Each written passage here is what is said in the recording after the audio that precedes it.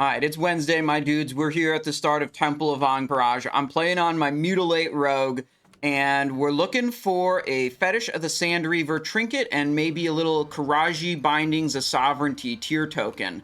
I want to get the tier token so I can complete a tank set of gear on this character, which is really useful for soloing stuff.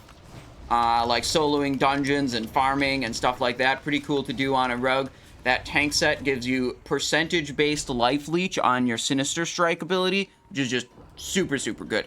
The Fetish of the Sand Reaver trinket is one that lets you, hang on, let me Crimson Tempest this.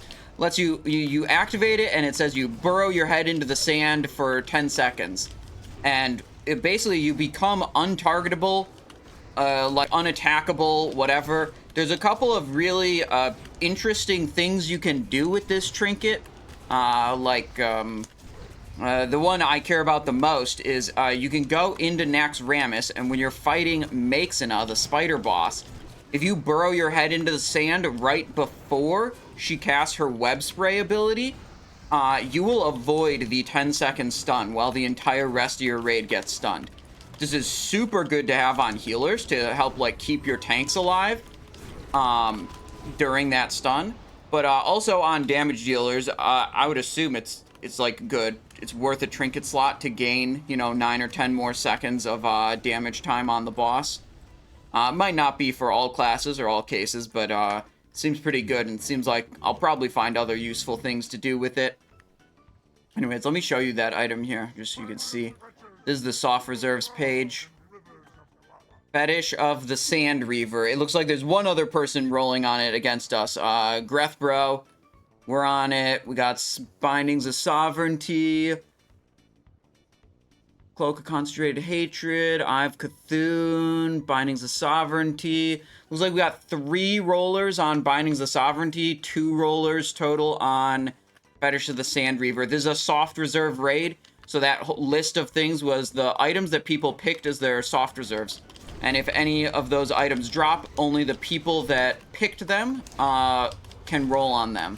So, like, you get to pick the items you care about the most, and then you have less competition compared to a raid where just everyone rolls on everything. Right, anyways, I didn't show the gear we're using. I got too involved in the gear we're trying to get. We've got Toxicologist on the shoulder here, which is not really optimized for Temple of Ahn'Qiraj. I have Toxicologist on this shoulder because I use it in my Naxxramas set as well, where I'm doing my whole, like, undead slaying thing, and I'm just not changing it back and forth for Temple of Ahn'Qiraj. Right, and then we got Veiled Shadows, Night Slayer. See, we're getting the 4-piece bonus from the gear in this item set. We wouldn't get it if we were wearing our undead slaying set. That's why Toxicologist is over there. Right. We got our 1 piece of loot out of the first Naxxramas we did. We got 1 Bone Scythe Waist Guard. Hopefully we have better luck this week with Naxxramas loot on this character. Maybe be able to activate that 2-piece bonus, which is super duper good. We got the 2-piece Death Dealer for Mutilate and Saber Slash damage. Pretty big bonus there. Band of Vicuria, Renataki's Venomous Totem, Dream Eater, and Dagger of Veiled Shadows. Pretty good. An interesting thing with gearing up for Mutilate in this phase is a lot of the items have just passive increased attack speed on them. Like, this has 1% increased attack speed. And when you get enough of that, and honestly, I don't remember exactly what it is. It's something like 10 or 12% on your gear. Then you want to do this. You want to switch Dream Eater into the main hand instead of Veiled Shadows Dagger. And the reason for that is you get enough haste to the point where, you know, War Chief's Blessing plus the haste on your gear plus Slice and Dice drops the swing speed of Dream Eater down to just below 1 second per attack. And without getting into too much technical detail, this is a very good thing with Wind Fury. Because you're casting an ability every 1 second as a rogue, just about, which is a chance to trigger Wind Fury. And you want your auto attack to have occurred before that, rather than just a moment after that. So when you can surpass that threshold and get your main hand swing speed just under 1 second, it's usually a good idea to do so. Alright, we have any arcane protection potion? Yep, okay, there we are. Here we go, pulling the boss. If you want to skip ahead to see if I get the Fankriss trinket, the fetish thing, it drops off of Fankriss. So if you're watching on YouTube and you want to skip ahead instead of enjoying the entire raid, yeah, skip ahead to Fankriss to see if it drops. Skipping ahead right now, Jerome? Okay, okay. Future people. Alright, the tip on this boss is he always mind controls the player that's closest. Oh god, I'm dead. Super dead. Yep. Okay, well, what I was gonna say was how if you make sure that you're never the closest player, you never get mind controlled. But it seemed like he, like, split and spawned on top of me, and as I was moving away, he just did the thing anyways, and now I'm dead.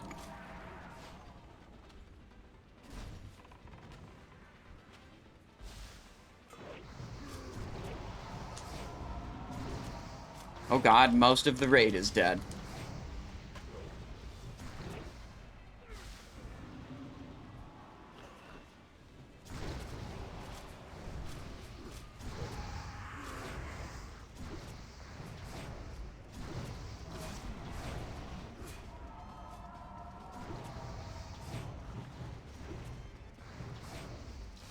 Yo, vanish. Brick. I guess we needed 35 people. 35 people, bless. Yes. I've learned that AQ40's pugs are a trap.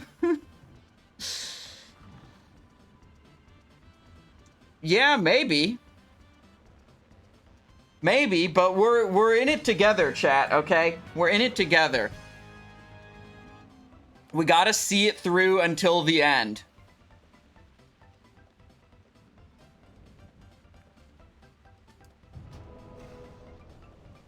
I'm just gonna update the stream title real quick here. 35-person AQ40 pug. What could possibly go wrong? Parentheses, we almost wiped on first boss. That's a way better stream title than what I was going with before. Alright, what's the loot? Let's peep the loot. Leggings of Immersion, Boots of the Fallen Prophet, Leggings of Immersion again, Anubisath Warhammer. We don't care about literally any of that. Stealth enchant. If we got Glowing Chitin Armor Kit, we would be very happy about that.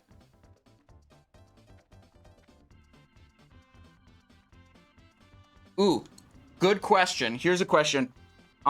Is anyone going to leave the raid after not winning Cloak of Concentrated Hatred or having it not drop? Because the last AQ we did have a warrior double reserve Cloak of Concentrated Hatred and then leave the raid right after Bug Trio. There's one person to potentially leave the raid after their soft reserve didn't drop. But so far, no one has left the raid.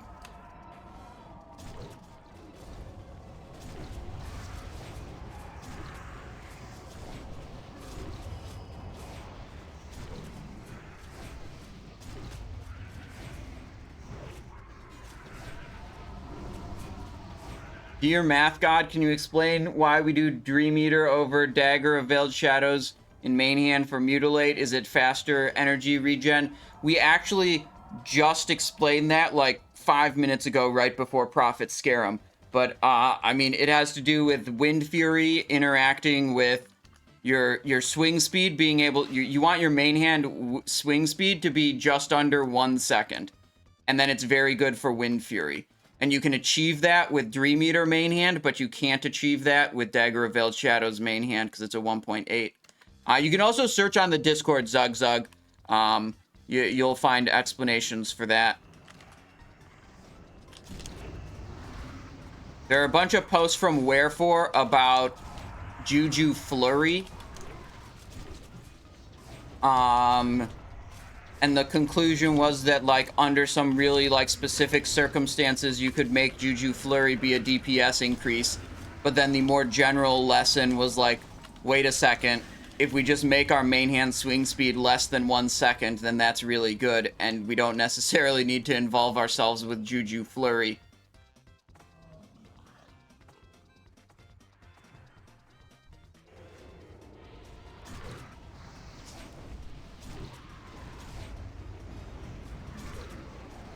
Oh, tank mind control. Haste to gloves? That might actually be the play. Not quick enough on that shadow step.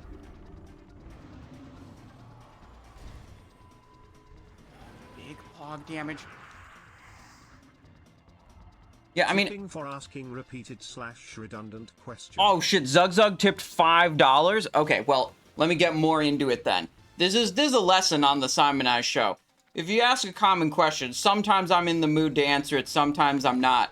But if you ask a common question and give me money, I'll explain whatever the fuck you want me to explain. Okay, so when it's an interaction between Wind Fury and, like, your auto attack swing timer. When a Wind Fury triggers, it causes your next main hand auto attack to occur immediately. That's all it really does. And then, like, your swing timer just goes back to normal. So if that Wind Fury occurs, like, say you have a 1 sec, sure, for example's sake, say you had a 1 second swing timer, and you press an ability, and it triggers a Wind Fury, and your swing was going to occur 0.1 seconds from the time that you pressed that ability. Well, then, Wind Fury isn't really gaining you very much. Because the next attack was going to occur in 1/10 of a second anyways. Whereas, if you press that ability and Wind Fury triggers and your next auto attack was going to occur, 0.9 seconds from now, well, then your Wind Fury gains a lot more. You're effectively gaining more time on that auto attack because your Wind Fury triggered at a more ideal time relative to your swing timer. Right. So that's how Wind Fury works. Let's get to how it interacts with this stuff. Rogues have a 1 second global cooldown, and Mutilate rogues especially are capable of just pressing an ability basically every global. You don't run out of energy anymore. Okay, I'm vanishing. I'm pretty glad right now, just side thought, that I put reserves on some bosses that are pretty easy, because I'm beginning to feel like we might not clear this instance. Right. So rogues pressing an ability every global. Rogue global is 1 second. So they're pressing an ability every second. Their abilities can trigger Wind Fury. So eventually an ability is going to trigger Wind Fury, and now your auto attack swing timer is like synced up with your abilities, right? Because a Wind Fury triggered, so it reset it. If your auto attack swing timer is 1.01 seconds, then you press an ability, you trigger a Wind Fury, you press another ability, you trigger a Wind Fury again, and you just reset your swing timer when it was 0.01 seconds from going off anyways. And the Wind Fury is essentially entirely wasted. If your swing timer is 0.99 seconds, then you hit an ability, trigger Wind Fury, your auto attack swing timer resets, your global cooldown goes and goes and goes and goes, then an auto attack occurs because it's a 0.99 second swing time.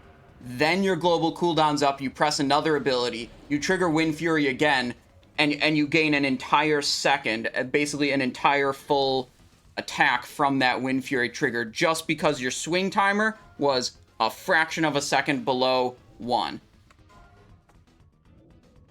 That's the full explanation. Thank you for the $5 donation, Zugzug. I appreciate that. Let's see, what consumables am I missing? Okay, a couple of them. Any nature potions here? No. Let me get this one. And we're in. We're feared with cooldowns up. Not a great time to press cooldowns, I guess. Maybe should have pressed the cooldowns after Yauj was dead. Shadow Step. No Tremor Totem either. Unlucky.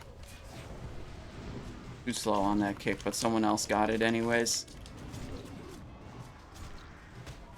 Alright, we go Vem. Crimson Tempest, multiple targets. Stay behind Lord Kree. Kree has a frontal cleave. I died to that one time, and that's when I learned that Kree has a frontal cleave. Okay. Shadow Step back.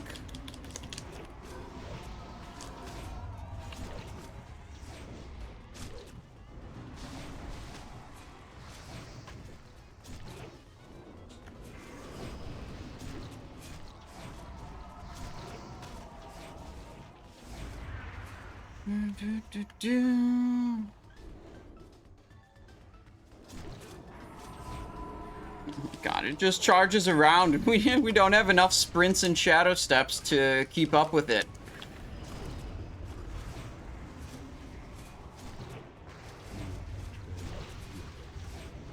Yeah, I think I definitely should have pressed cooldowns like after the first fear. We definitely screwed ourselves pressing cooldowns at the wrong time.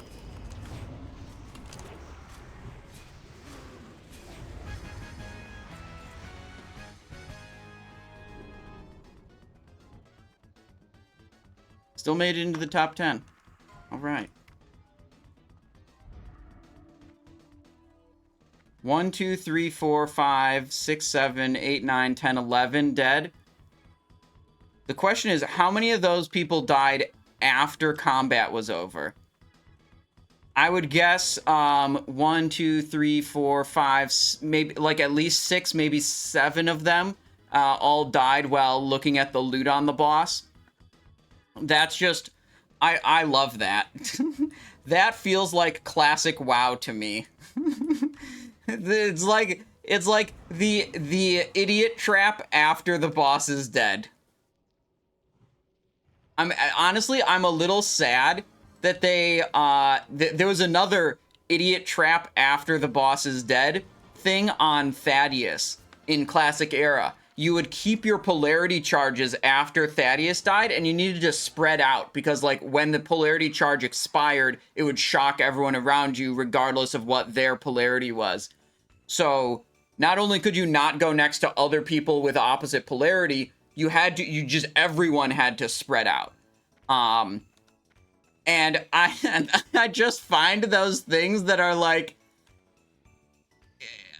idiot trap after the boss is dead killing people. Just, I mean, it's funny. It's really funny. You die to it one time, then you learn and you don't do it again. It's a way that you die, like, it doesn't make the boss any harder. Everyone laughs at you, and you keep going.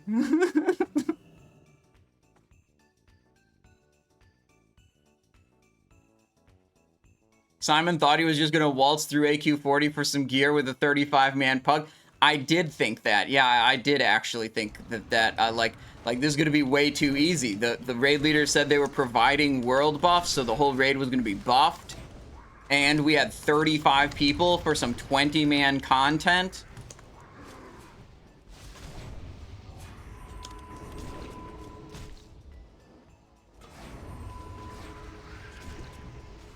We could also do I keep wanting to do a Ruins of AQ to try to get the glowing chitin armor kit, because I think I'll make a bunch of the pattern for that. Because I think I'll make a bunch of gold off of it. I've already got one character that has core armor kit, which is pretty valuable too. But if I can make them both, then that's even better. Jerome says, I would like glowing chitin armor kits. Okay, well, the best I can do for you right now is sharpened chitin armor kits that give you 20 points of thorns.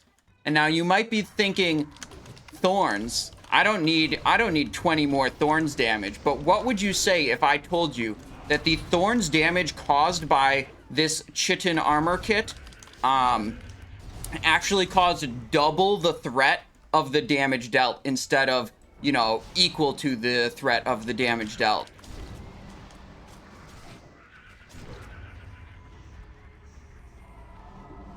I would say I definitely don't want that. Oh, okay, okay. Okay, I understand. I've got it on a couple of my rogue tank items. 2 of them. I think 2 of them.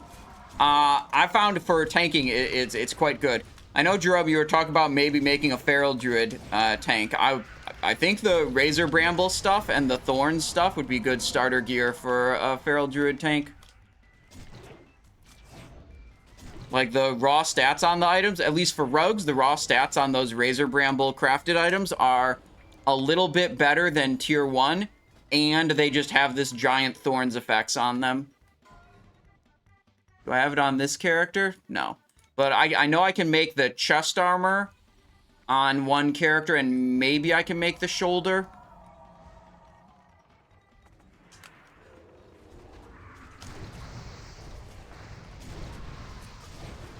And I found it to be quite good for tanking on Rogue, especially in Karazhan.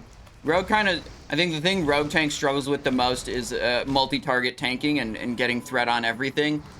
So on my Rogue tanks, like, I wanted to get spots in Karazhan groups, so I just made them all into tanks for Karazhan, because you need 1 tank per 5 people when you're running 5-man content, so it's like, DPS are basically worthless when it comes to group composition. You fill up DPS spots super easy. And it's just healers and tanks. So, like, I was able to get groups way, way easier, making all my characters into tanks. And I found a lot of success with the Razor Bramble stuff on my rogue tanks.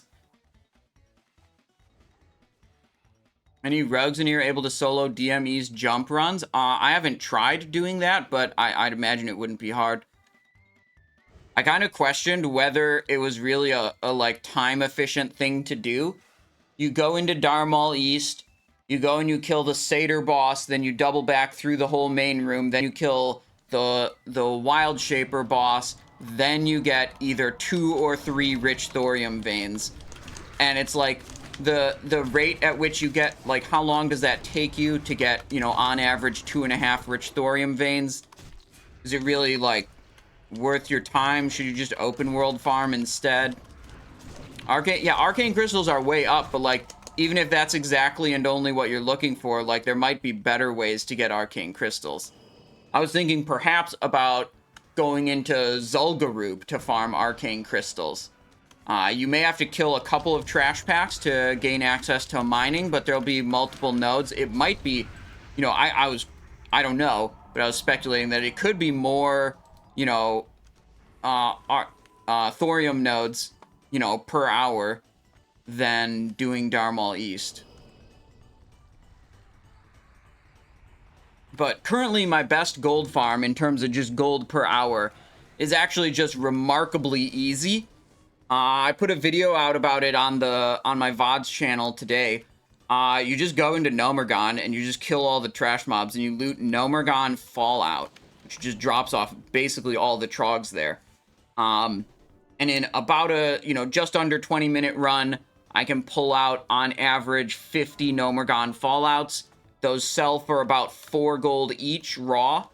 But I can craft them into mildly irradiated rejuvenation potion.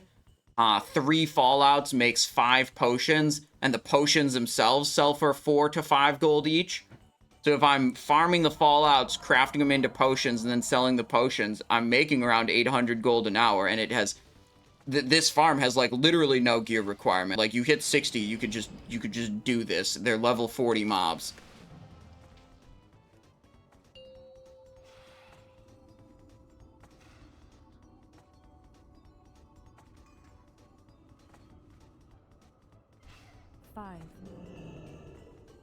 No comms in this demon run. Okay, it's not that demonic, okay? Like, there are no comms. You're right about that. but I protest the categorization of a demon run, okay?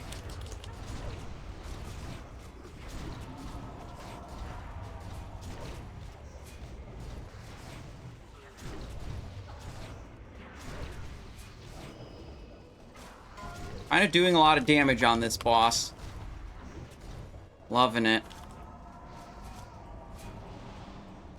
Big blade flurry at the start. Oh, shit. No, no, don't kill me. Okay, do I have a lip in my inventory? I do. That's great. Okay, we go back on the boss. Big stunned in a deep freeze. Big kidney shot. Probably gonna pop up now. We got lip ready to go if we take a big hit.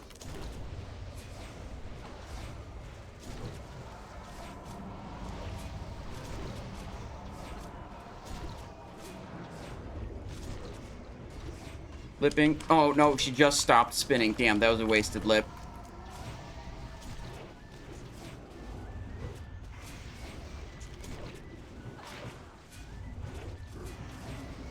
Might have to back out after this one, because I don't have any more protection.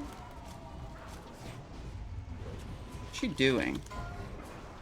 I'm running. I'm not losing my world buffs to this bullshit.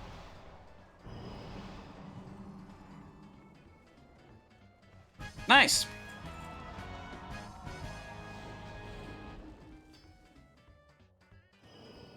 Regalia, Neretzek, Creeping Vine Helm.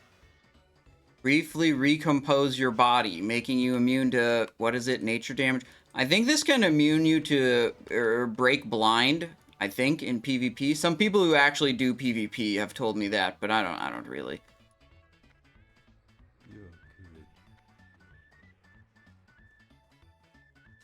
Okay, Tansy baby. Nice call that your range DPS class did good on Sartura. Okay, bro.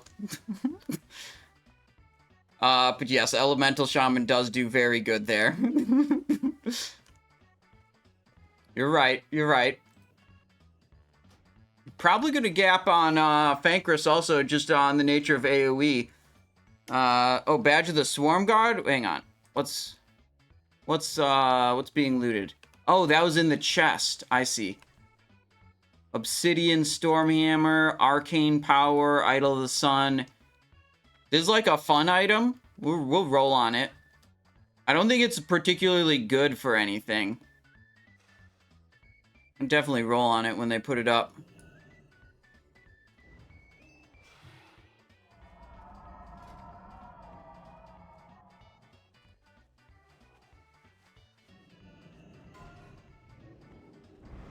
No traps, no totems. Okay, how many seconds until someone... Oh, there's a totem already. Yep, totem already. Alright, there's 3 hunters in this group. How many traps do you think we're gonna get?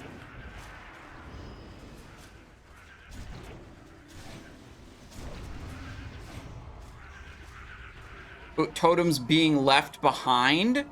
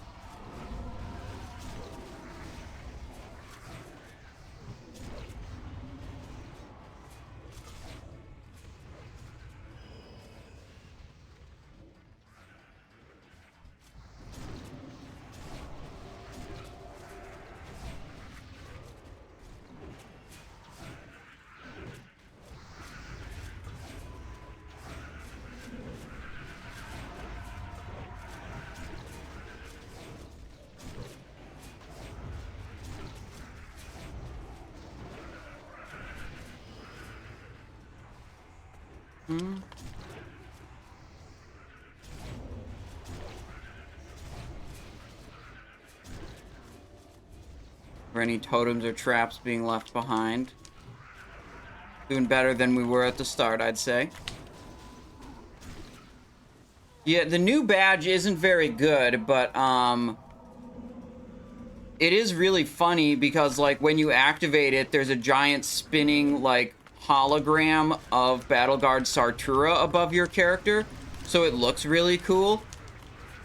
So, like, that's pretty pog. You know, that's pretty hype. In terms of, like, competitive damage output, yeah, that's not, not the angle we're going for with that item. People going up into 3 different ledges here. Trying to peep any totems. Or hunter pets. Or wait, is that guy dead? Yeah, that guy's fucking dead.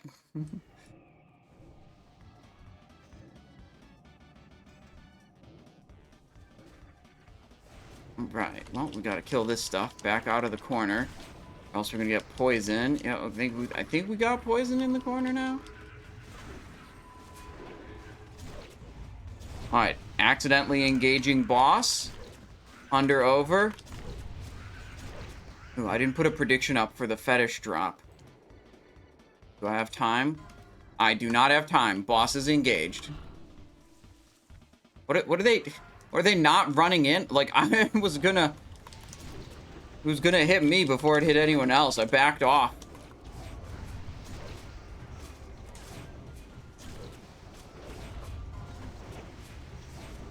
Alright, when the worms come in, that's when we hit Blade Flurry.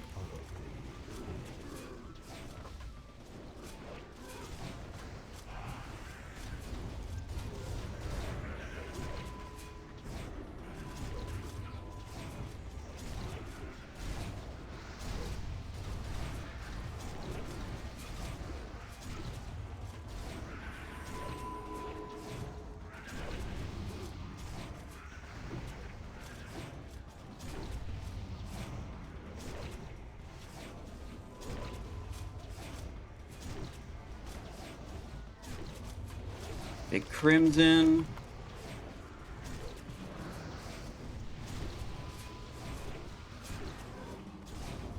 Crimson over there. Trying to do some damage to the ads.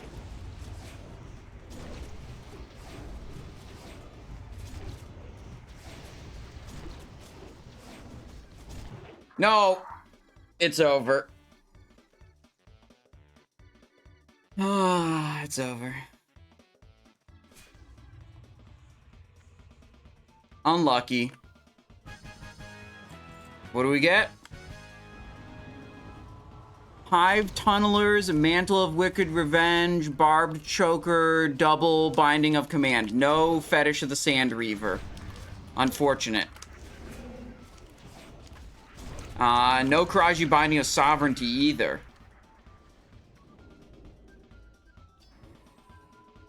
Hive Tunnelers, I mean, I guess we can roll those as, like, off-spec. This thing we should roll for, actually. No, we have Kaigis now. Never mind. Yeah, okay. Roll the boots as off-spec, I think.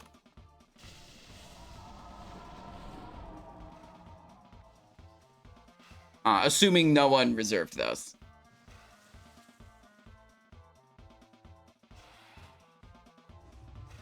Man, I need some items to break this stupid tier 3 set. Like, I need a good shoulder. I already have a good neck, but it's not enough to break this. Like, I need a good shoulder. That's what I need. How good is Mantle of Wicked Revenge?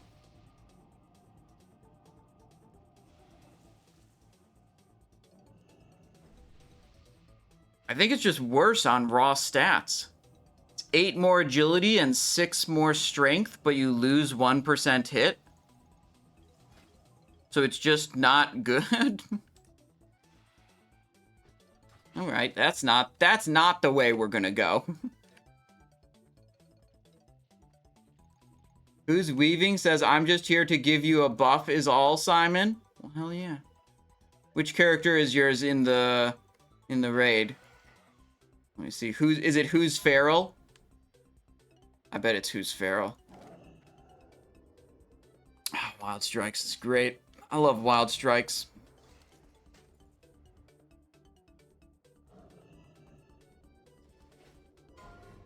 We'll repop Winterfall Firewater.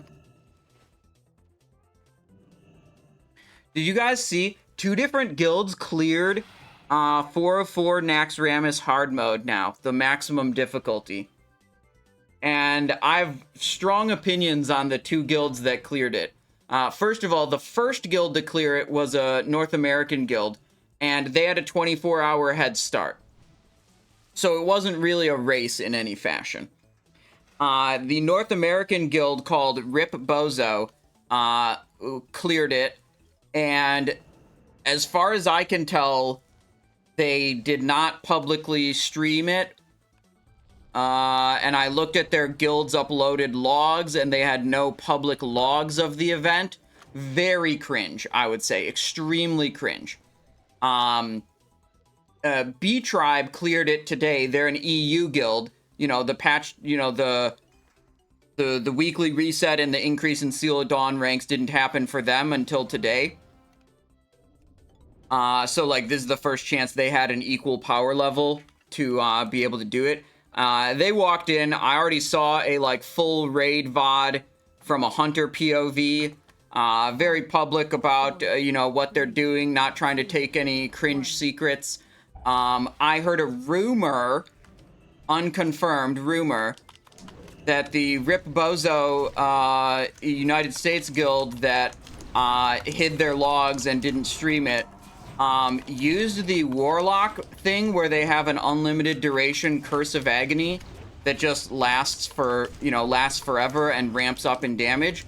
They used that combined with chaining petrification flasks to cheese some of the bosses. I don't know if it's true. I heard it, and, you know, because it's a cringe strategy, and I do know that they're already doing cringe things like hiding the logs, I just categorically believe it. So, in my view, B-Tribes are the real heroes of Naxxramas. And Rip Bozo are bozos. That's my opinion. That was not very good on Viscidus here.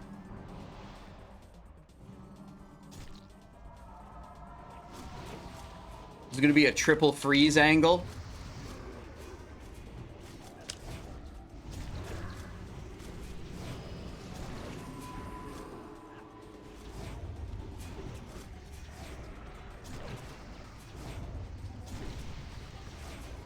I honestly didn't do very good killing my slimes either. I could have done much more. So it's partially on me, but I was really invested in explaining how B-Tribe, in my view, is way cooler than Rip Bozo.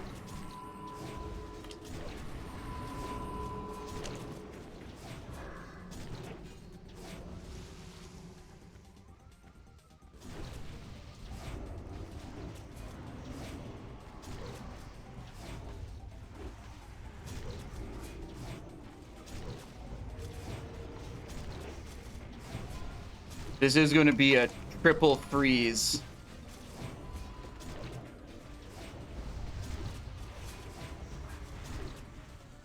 Why did it untarget? Okay. Run.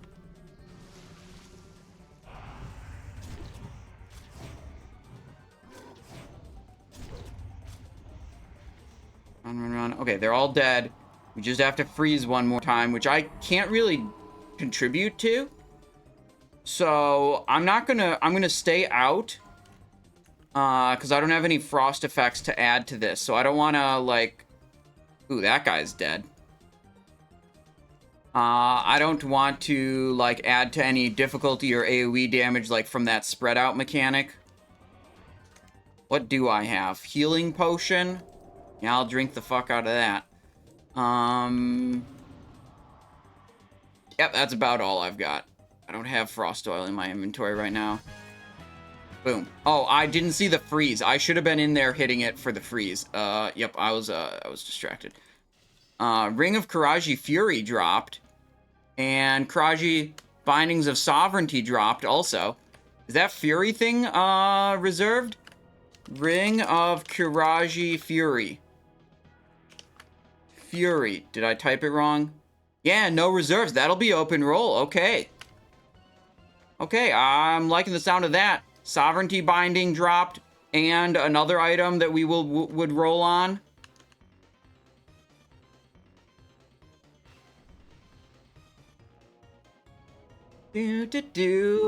Yeah, I read about the res trinket that B Tribe used, but then, like, not very many players actually activated the resurrection trinket.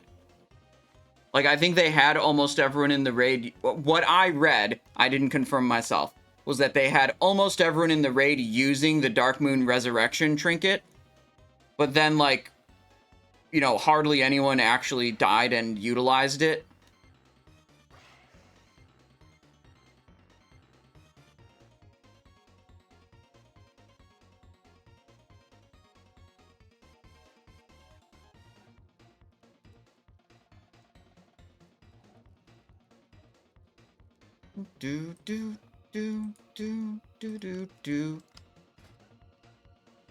Man, probably for the, like, gearing up process, having that, if I got a sovereignty binding, making it into a DPS shoulder would be a really good thing. But I already have the 2 bis pieces for Death Dealer. I'd rather put it into a tank set so I could have a really strong tank set and then just pray that I get a good shoulder somewhere else. Like Nax Ramus, Bone Scythe shoulder, for example, would be one thing that would be cool to get.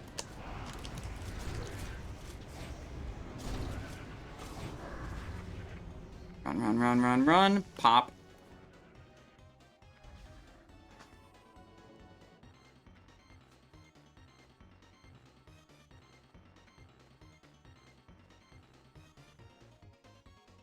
Do-do-do-do-do.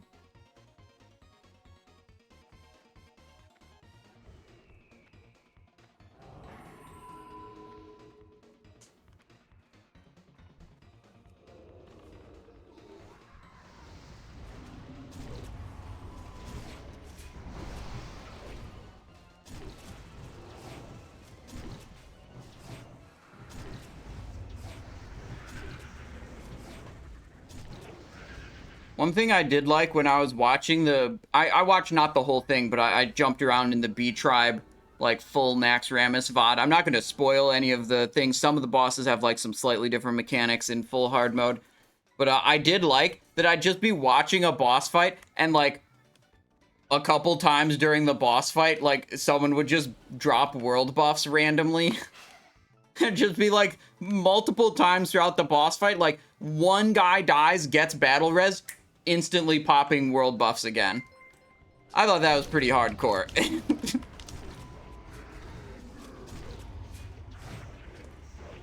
There weren't even, well, actually, the VOD I watched didn't have any audio whatsoever. But I would imagine there weren't even any, like, voice comm calls to pop world buffs. It's just, like, all the players knew. It's like, if you die and you get res, you just pop your own world buffs again. What did you soft reserve? Nico, good question. I soft reserved Fetish of the Sand Reaver, didn't drop, unlucky, and Kiraji Bindings of Sovereignty. And one of those has dropped already. But it looks like they're holding a lot of the loot, which is smart. So people, you know, less people leave early. Also, this ring dropped, which I will definitely roll on. No one reserved that. And it's a good ring.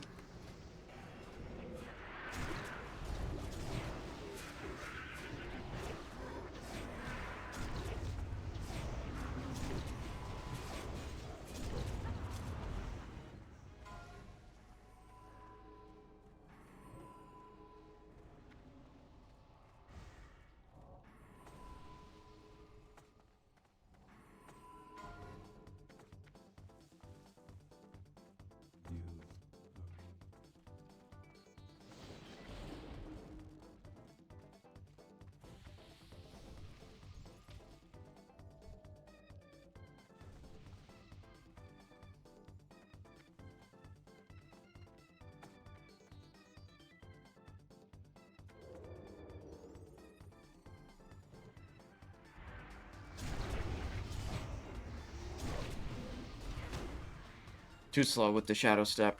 Vanishing. Oh, I have a dot on me. That's going to pull me out of stealth.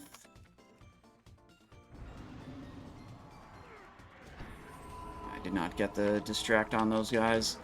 Probably, yep, they're coming in now. Big Crimson on everything. Target the Stinger first. Waiting, waiting. Big Crimson again. Evasion up. It's all dead, and only 3 players died. Look at that. Nico says, been traveling for work the past 2 days, so I missed your stream. How is Nax going? Any good loot? Well, we did the first 2 Naxxramas as Mutilate, and then we did the 3rd Naxxramas as Saber Slash. Realized that Saber Slash is goated with the sauce, and like absolutely insane. So then we did the 4th Naxxramas as Saber Slash also. Now my Saber Slash Rogue has done 2 lockouts. Has Iblis main hand, Claw offhand, and 4 pieces of tier. So I'm super stoked about that character. The Backstab character is probably not going to actually play Backstab for a while. And the problem with Backstab is, like, for the build to be, like, remotely competitive with Mutilate and Saber Slash, you have to have the tier 2 DPS 2-piece, the tier 4 DPS, or sorry, the tier 2 DPS 4-piece, the Veiled Shadows 3-piece, and the Zandalar Exalted Necklace. None of those items are sanctified. Your gear is like so rigidly locked in, you basically can't come online as a Backstab Rogue until you have a lot of Naxxramas gear. Like your performance is just gonna be bad until you have a lot of Naxxramas gear already. So I'll probably keep playing that rogue as, you know, either Saber or Mutilate until I'm a little more geared on it. I think Blizzard could make it a lot easier to gear Backstab if they made, like, 1 more item be sanctified. Like, if they make King's Fall sanctified, or if they made, like, I don't know, the Saffron trinkets could be sanctified. So then, like, Backstab could use Slayer's Crest sanctified. Like, you're trying to fit all those different set bonuses on. You're, trying to guarantee 6 pieces of tier 3 and 8 pieces of sanctified. There's, like, literally only one way to do it, and it doesn't really ease into that gear set. I think Sanctified King's Fall would be a great way to make it a little easier to gear up as Mutilate.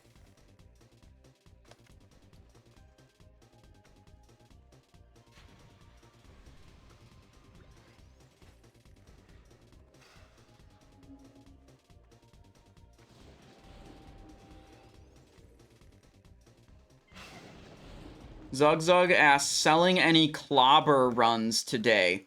Do you need a clobber run? I could run a spider boss for you. I was planning to do one at least for myself, for my one character who doesn't have clobber yet. Or Ring of Royal Grandeur. True. Ring of Royal Grandeur is still my main thing that I think would be so fun to have in Season of Discovery. That's an item from Diablo 3. And because it's a Diablo 3 item, obviously it had like 600 agility on it or whatever. That's not the important part. It had a special effect that said, reduces the number of set items required to activate set bonuses by 1. And can't reduce below a minimum of 2.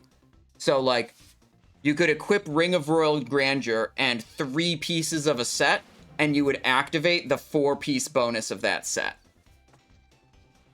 You could equip Ring of Royal Grandeur, 3 pieces of one set, and 3 pieces of another set, and activate the 4-piece bonuses of both of those sets. 5, 4. That would be so cool. I think that would be super fun. 1. We're a little behind here. Alright, gonna wait to pop the coolies until we see a lot more debuffs being placed up on the boss here. We got in slow. A lot of other people got in much slower than we did. Alright, let's... Oh. Hang on. think I was slept for a moment. There we go. Coolie's active. This'll T. Boss spinning around a lot.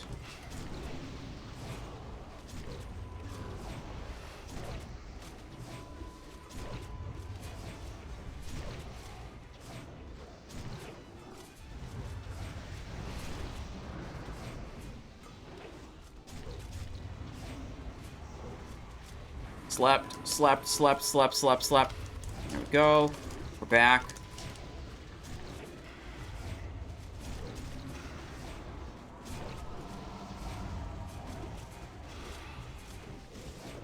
Vanish for Little Master of Subtlety.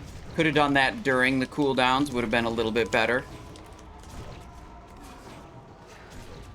During the other cooldowns, I mean. Vanish is a cooldown.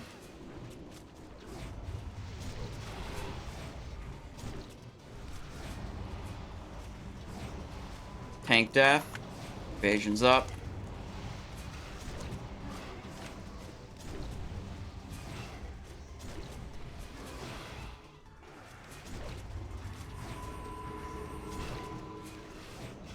Slept again.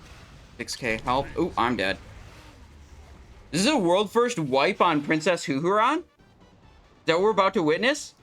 This boss has 200k health left. There's not very many players left alive.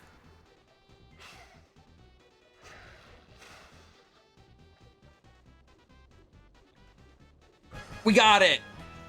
We got it. Okay. Double command bracers. Okay, so there's only one sovereignty binding to roll on in this entire raid.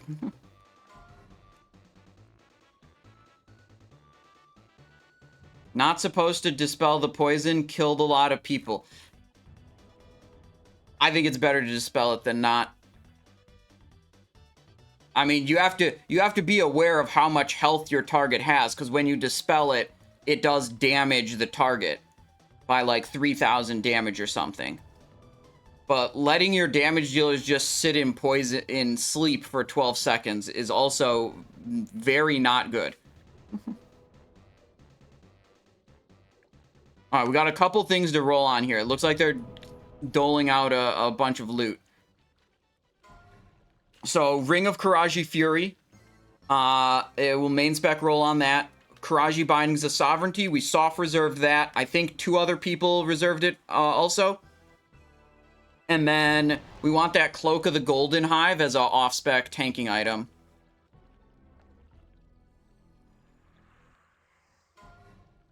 Flask of Ancient Knowledge. I am not on an alchemist. I'm engineering and leatherworking on this character.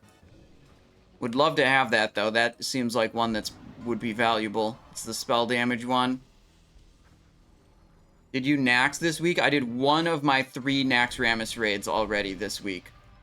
But I have 3 characters good to go. We're going to have one on Thursday and one on Monday also.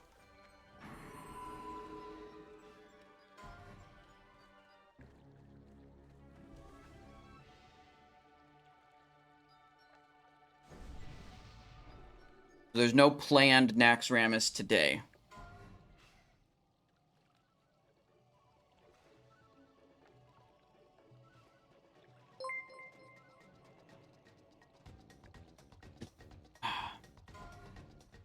Arcane Power. Enchanted Mushroom.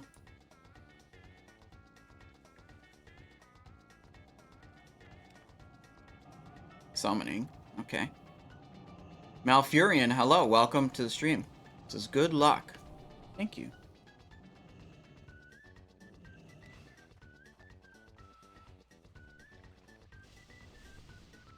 Does MC drop more loot the more people are that are in? No. None of the raids work like that. You just bring, you know, basically as many people as you want. It drops the same thing. Most of the raids have some kind of hard mode, optional hard mode mechanic that gives some amount of more loot if you do it. But it's never more loot when you bring more people. It just makes the raid easier.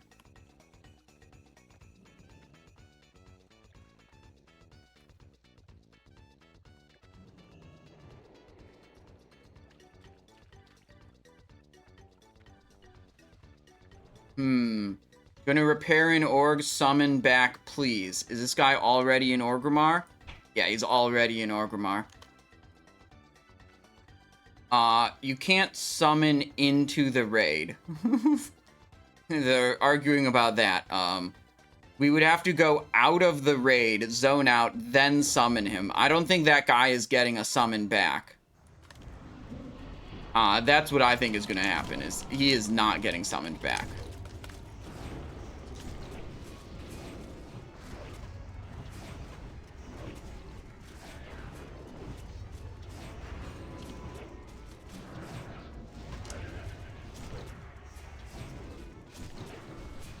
Okay, so almost everyone in the raid died there. So almost everyone has lost their world boss now.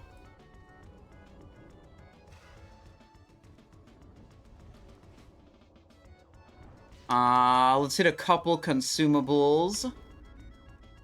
2, 3.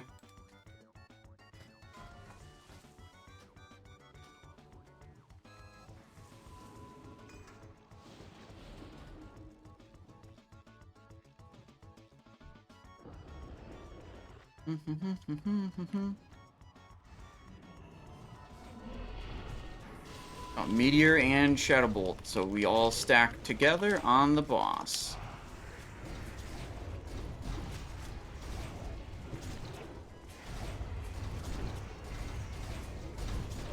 Kind of owning.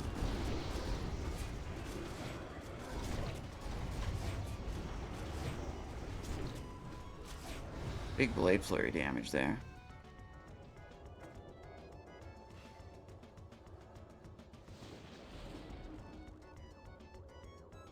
Brother, the guy who Hearthstoned out of the raid is trying to flex his retail raid progression in a 35... Okay, the funny thing about this guy flexing his retail raid progression is that he is doing so in a 35-person pug for Temple of Ahn'Qiraj that has nearly wiped multiple times. I don't think he's really, like, you know, reading the room and seeing that no one here is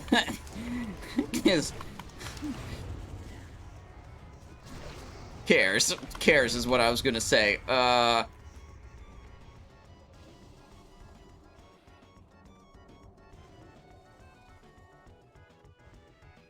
Wait, he's doubling down. Over who isn't 8 out of 8, says this guy. Over 90% of the players do not have cutting edge.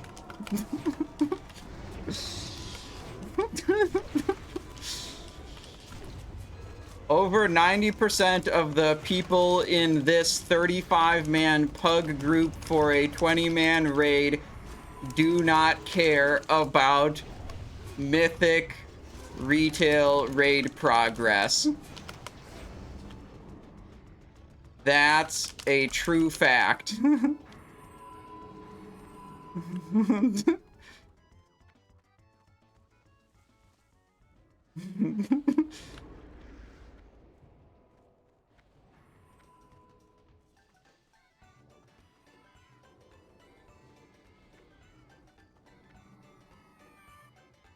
Who's Weaving says you're just rage baiting?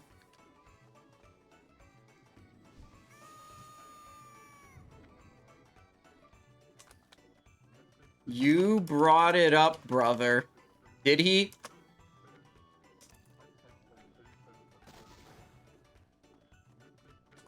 I think. Oh, do parentheses, I think.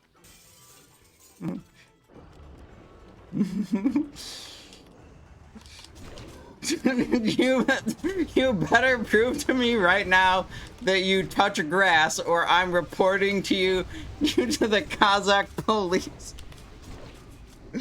This got way out of hand way too quickly.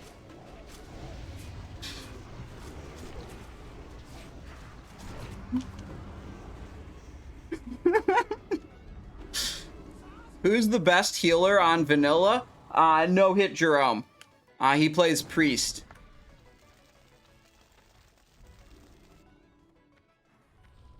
You betray.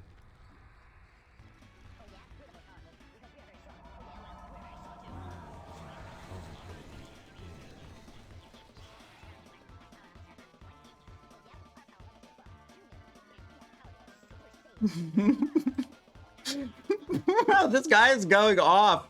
I think he really wanted, like he really maybe values his like retail raid progression, and it's just not landing with this audience. Like no one cares.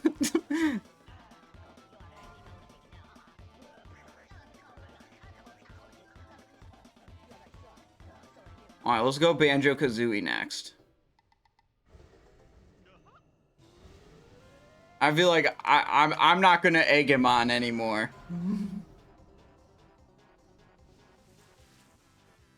Oh, geez. Okay, this is what we need a stream prediction for. They're gonna do the Zerg strat. Start prediction. Will we kill the boss this try? Now, you guys remember how well Princess Huhuran went. I don't know if we have the DPS in this group to do a Zug strat. Although, you know what? I mean, we probably don't, because our only 8 of 8 Mythic Retail Raider is actually still in Thousand Needles. If he was in the raid, we'd be able to do it. Let's see. Buff this, buff food. Healing potion on the bar. What else do we want? Nothing, I think.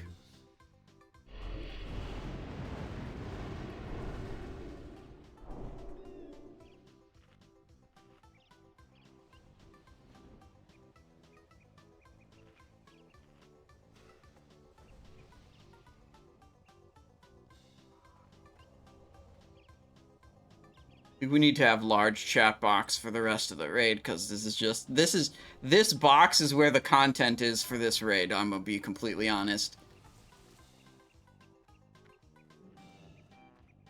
Right now, with all these consumables and world buffs, we are sitting at 1,938 attack power, and it'll go up when we're in combat and we have like Crusader buffs active and stuff.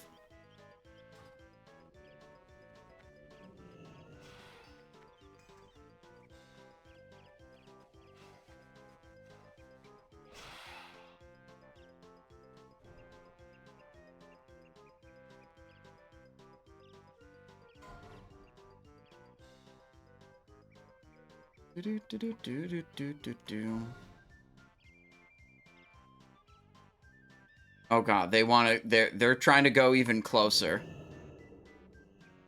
This is. I feel like this is not gonna go well. It's my guess. When the pull timer goes out, I will close this prediction. Okay.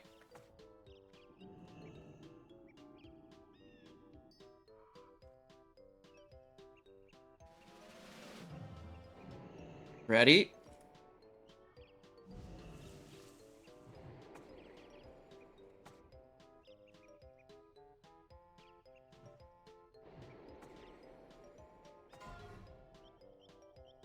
Give tank 2 or 3 seconds for threat. Yeah, makes sense. Currently 17% believers, 83% doubters. Here's the pull timer, closing the prediction in 6, 5. There we go.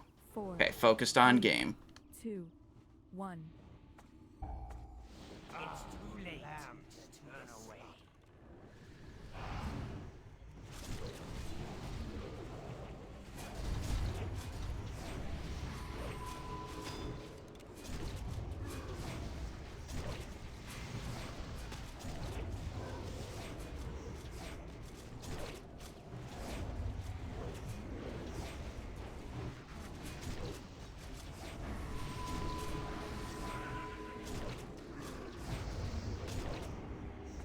Swap.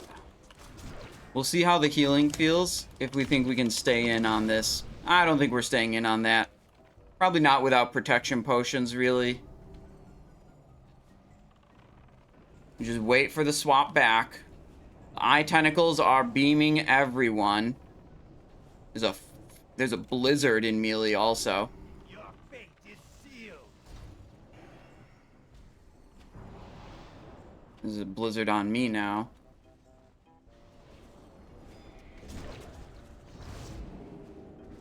No. Fucking hell, dude. I thought I'd go in at... I thought it'd be fine.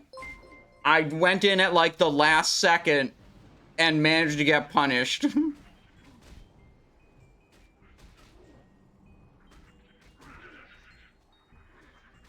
Wait, it might still be a kill. I mean, the prediction says, will we kill the boss this try, okay?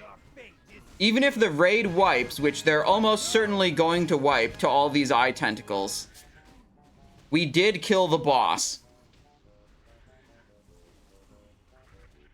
If I was betting on that prediction, I would have been a doubter. I'm gonna be honest. I would have been a doubter.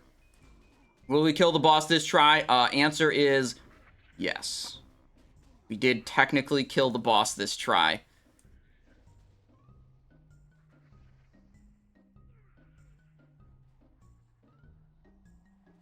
That one's insane.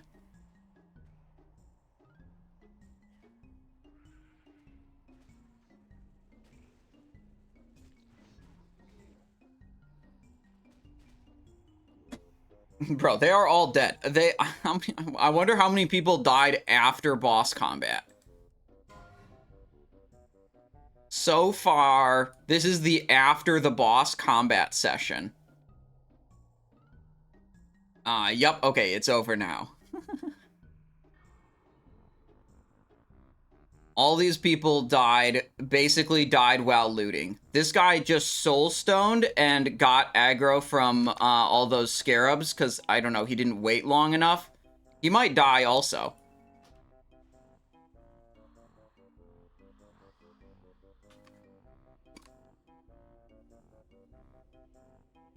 This has been a, I would say, surprisingly fun raid.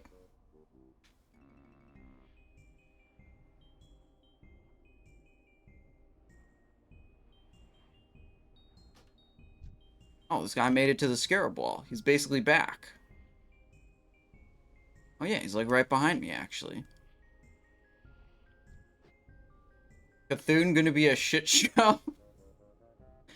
Bro, I did a Cthun, was it yesterday or the day before? We did like 5 submerges and just barely killed it. Or 5 weaken phases in phase 2. Barely killed it.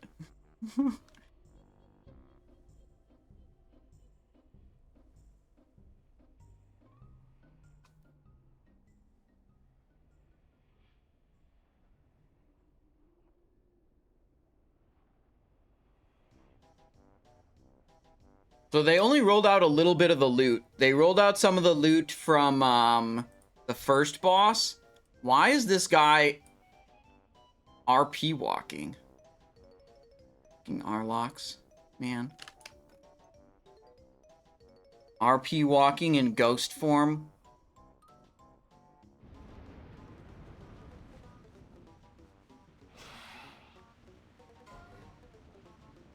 Ooh, more loot's going out. Boots of the Fallen Prophet. Bug Trio loot. There's a couple items we want to roll on, so we got to pay attention whenever they put out loot.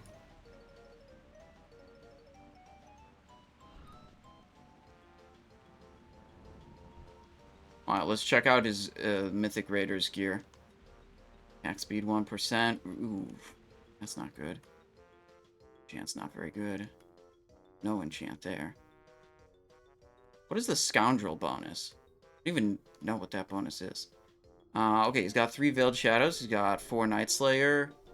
Bloodfang 2-piece. Is he trying to backstab? No, he's trying to mutilate. Okay. Crusader, Dragonfang.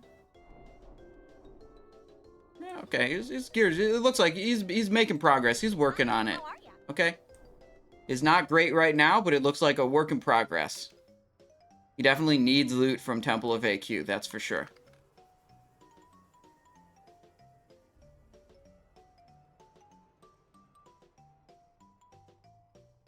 Alright. Packed Entrails, Amulet of Vecnalash, Enchant Glove's Threat. Let's check the other boss. Malfurion says you gotta go. Good luck. Well, thank you. We're gonna need it on some of this loot coming up, I think.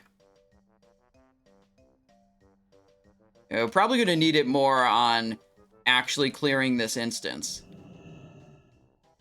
Execution bracers. Oh, we already have those. Emperor Veclor ring. I want that. I want that for, like, tanking. Off-spec roll. 2 tank items dropped that I want to off-spec roll.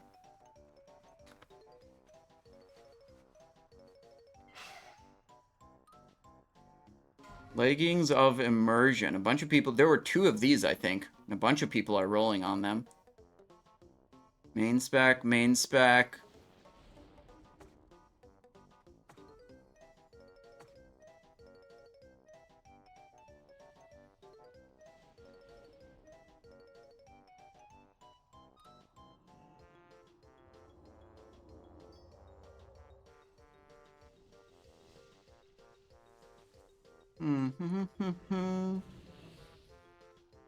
Do do do do do do do.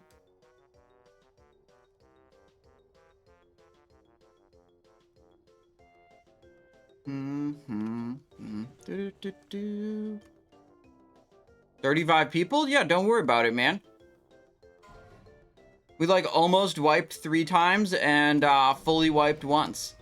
It's Temple of Ahn'Qiraj, man. It's a tough instance, okay? Listen. We don't have very many 8 of 8 mythic retail raiders in this group, so it's just going to be a challenge.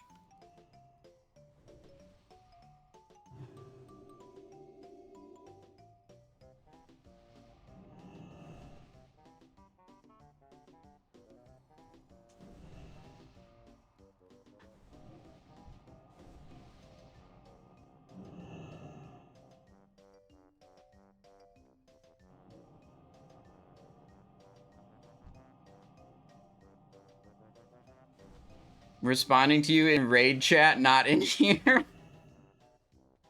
It's okay.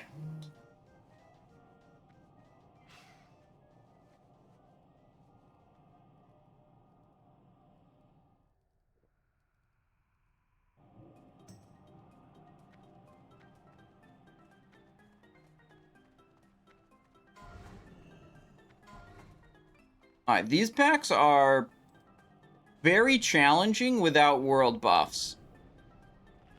I do not expect this to go well.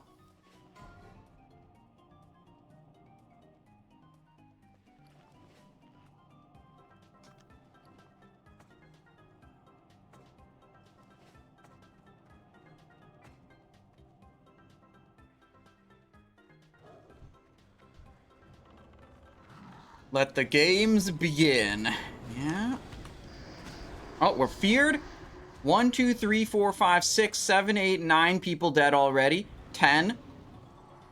Ooh, I think there's another death. Ooh, yeah, that's a... Oh, boy. We just got, like, feared insta. Alright, this is a full raid wipe.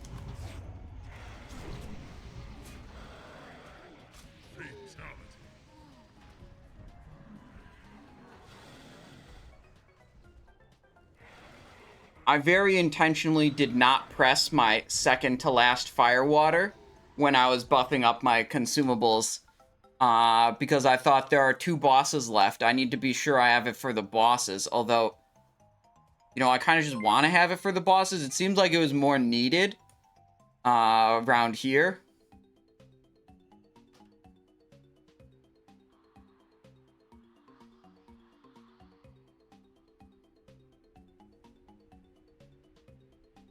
Usually my group's the best way we handle those is we do the Mind Slayers last, because when the Mind Slayers die, they fear everyone, and that's like a pretty big deal. So usually killing like, yeah, Slayers first, then Champions. Yeah, that's what the raid leader, or Gromulent, I don't know, he's raid warning. I don't think he's the raid leader.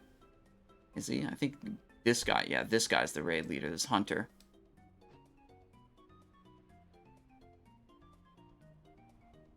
If we could get another tank to, oh man, I was gonna seize the opportunity to respec tank and then roll main spec on tank stuff, but other people took the opportunity first.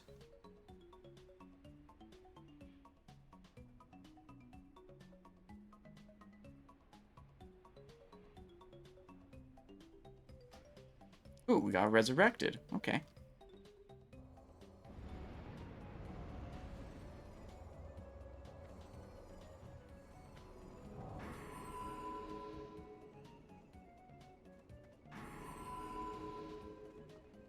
Just go just a flesh woundless tank.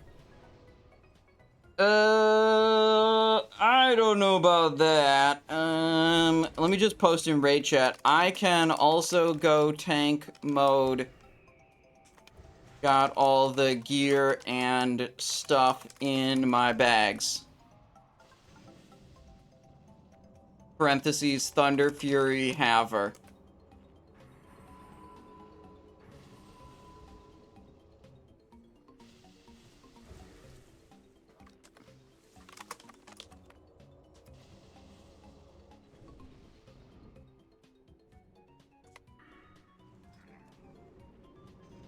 Alright, the play here is so that we can roll main spec on the tank offset items.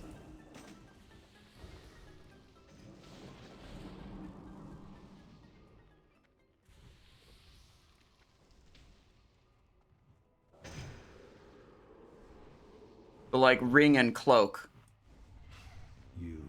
that I wanted to scoop up.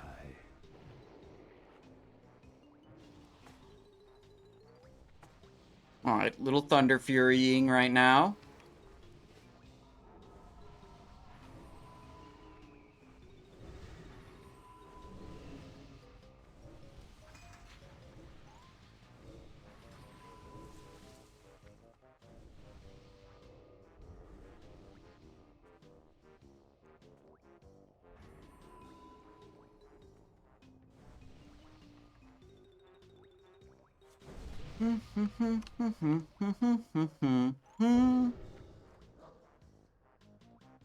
Let's go Sword Rune. Set of daggers. Ooh, yeah, this needs to... Hold on.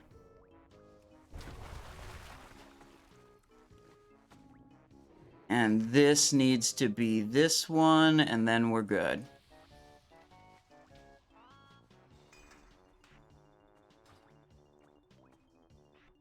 Okay, we're good. Must be behind the curve, but since when and why is plus agi on boots the enchant to go for over plus speed? Because you virtually always have access to the Zandalar world buff that gives you more move speed than the boot enchant, and also does not stack with the boot enchant.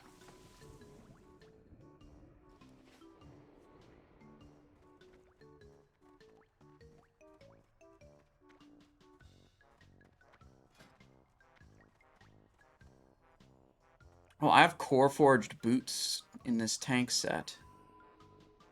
Yeah, I should absolutely equip those.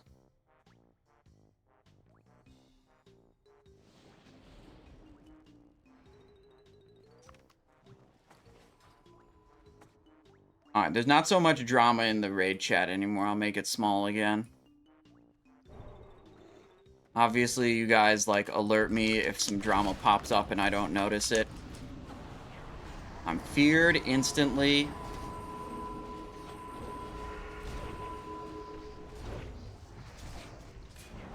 Not really tanking much. Mostly, it's because I got feared, you guys. It's because I got feared right at the start, okay?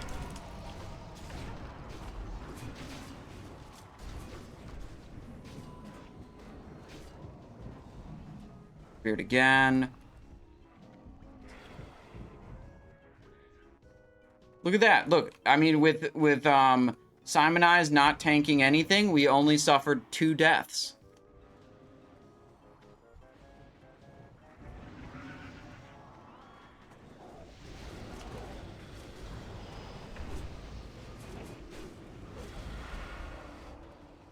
Alright, I'll tank something next time.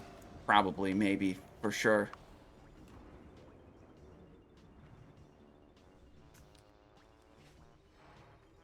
Nax when? Tomorrow. We'll have a Nax tomorrow.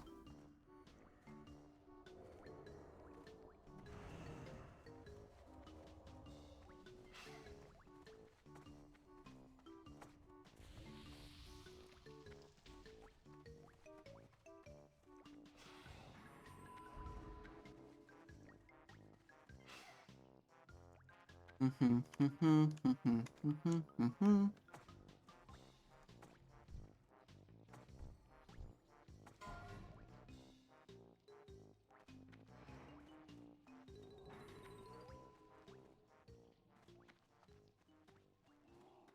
shit.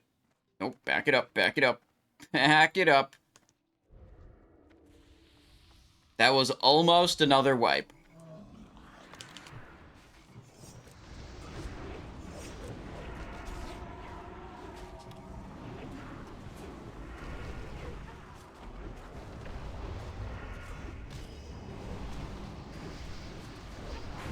I am mind controlled. Dear God, they're maybe gonna kill me. Okay, I'm not dead. Nice.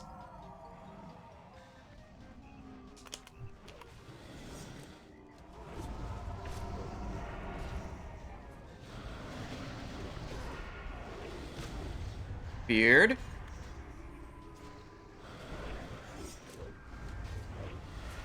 Nice. Okay. Making progress. Much better than the first attempt at the first trash pack where we all died.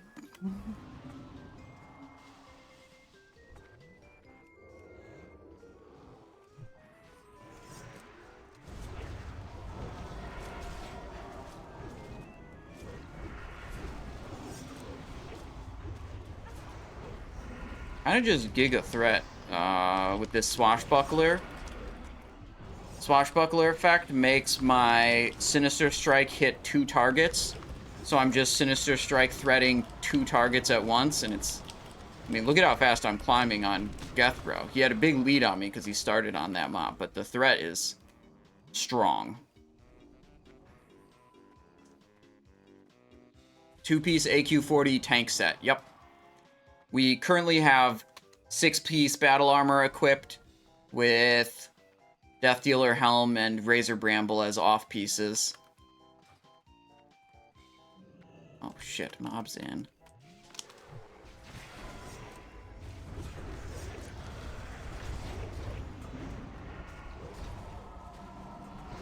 Beard.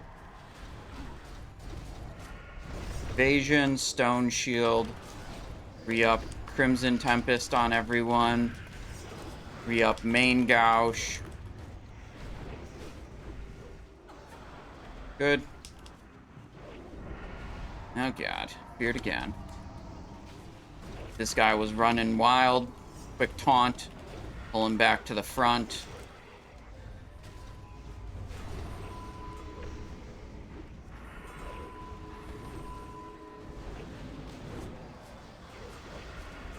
More DPS by stacking them together.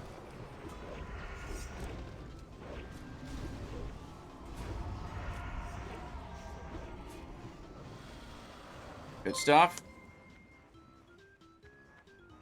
Alright, only 5 deaths on that pull.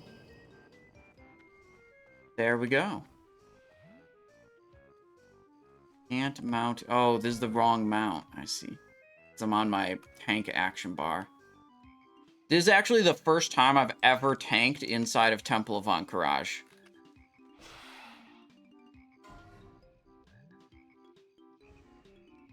Six-piece tier 1. Oh yeah, the tier 1 set is very good for rogue tanks. The 2-piece bonus is excellent for AoE threat generation, and the 6-piece bonus is so good that Nax tanks still use it. They just put it as a shoulder enchant rather than equipping the bonuses. The 6-piece bonus is insanely good for making you, you know, incredibly more durable while tanking bosses. It massively diminishes your damage taken with single target tanking. There was some loot going out, just making sure I didn't miss anything. Bindings of Command, Mantle of Desert's Fury. They might do more stuff. I'm not sure.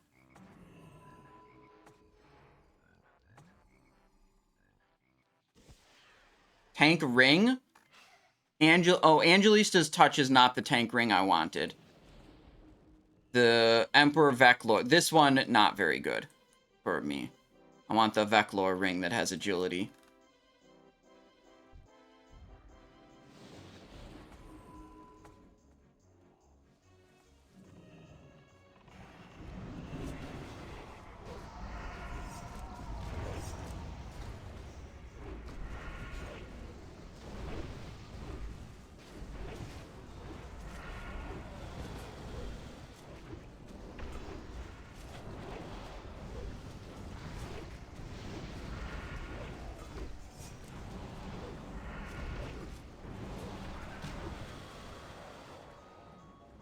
Getting Thunder Fury a pain? I mean, it's rare. You just have to do Molten Core a lot and get lucky and get the bindings. There's not a lot of, like, skill requirement or difficulty. It's just rare.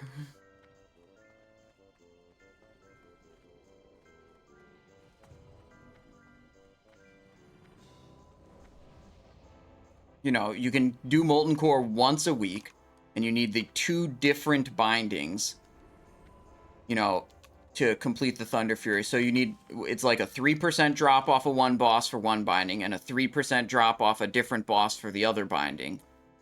So, yeah, it's just very rare.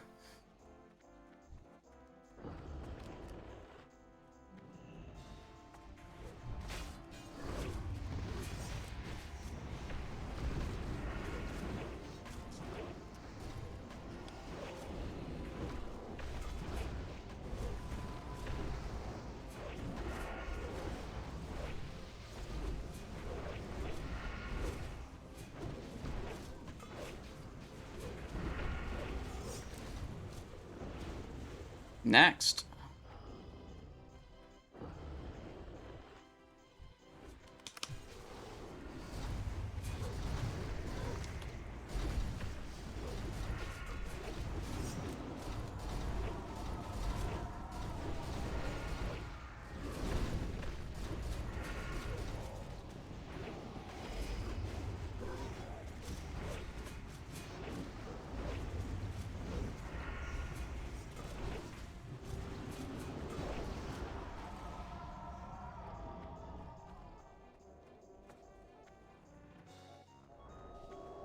Ooh, drama, listen. This rogue left the raid group. Raid leader said, rogue that left raging at me because I wouldn't roll out his loot so he can leave. So it sounds like that rogue was asking the raid leader to roll out the loot that had already dropped, that was the loot that he wanted. And presumably the rogue would then leave after that loot got rolled out, which is exactly why, I mean, maybe that's true, maybe not, but that's exactly why the raid leader was holding on to the loot. To prevent people from, you know, leaving. Ring of the Devoured. We don't want that. It was Big Funk. Let's see, was that guy reserved on some of the stuff I was on? True, he was one of the Sovereignty Binding reserves. That's great for us.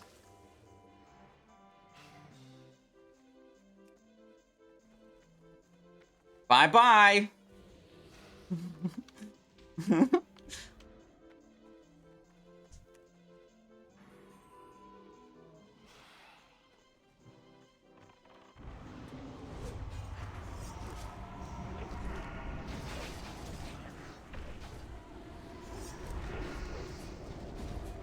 I'm mind controlled. I hope I don't die. Stoon the Scarab. Oh, the Gilded Scarab is here. I see. Is it about to get aggroed from that fear? No, not yet. Okay. Now it's gonna get aggro. That guy's running right into it. It's for sure about to... Yep, there it goes.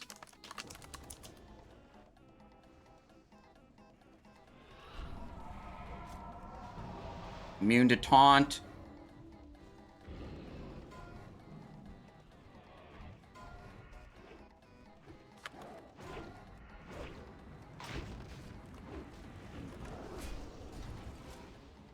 It's gone. Unlucky.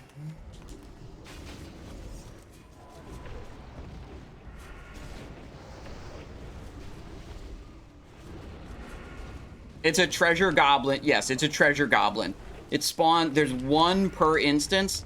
It'll spawn, like, it can spawn almost anywhere in the instance. And, like, you aggro it and it immediately runs away, and you have to kill it before it burrows into the sand. Robes of the Battle Guard. Okay.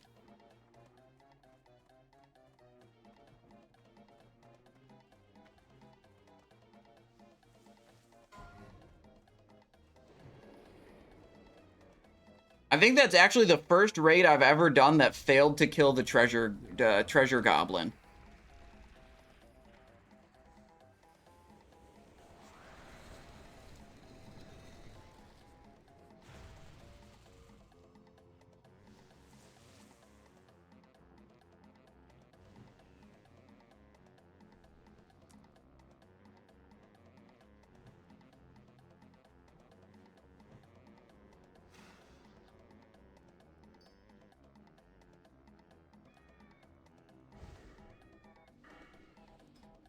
Alright, I'm switching back into DPS mode. Your friends will abandon Alright, dagger rune we need to do. Nature rune.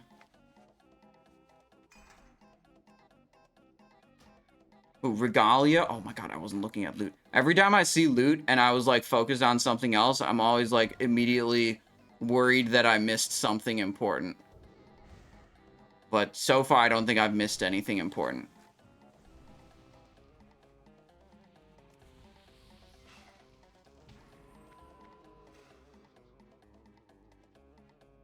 What do you think about the future of SOD? They gonna just shut down the servers? Yeah, I don't know.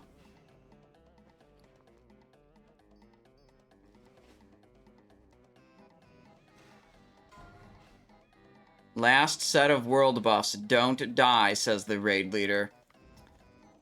Well, there's only so much we can do.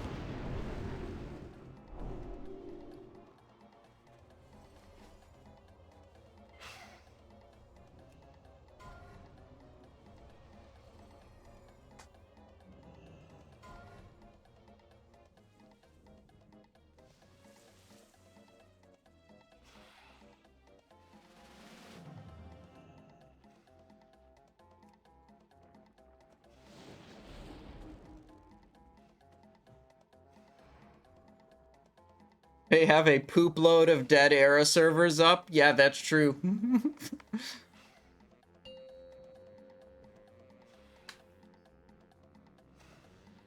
Alright, here we go. Ouro pull timer. 5, 4, 3, 2, 1.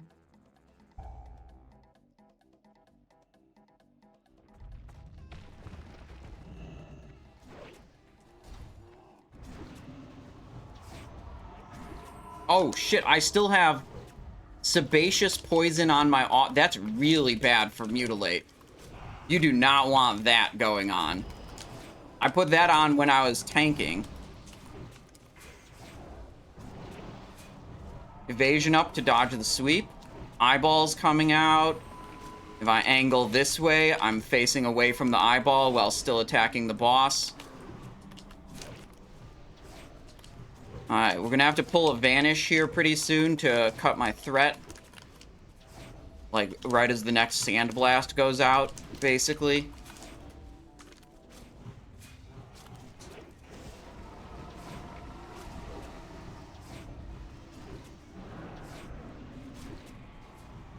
This one, eyeball, I'm gonna have to turn for. There we go.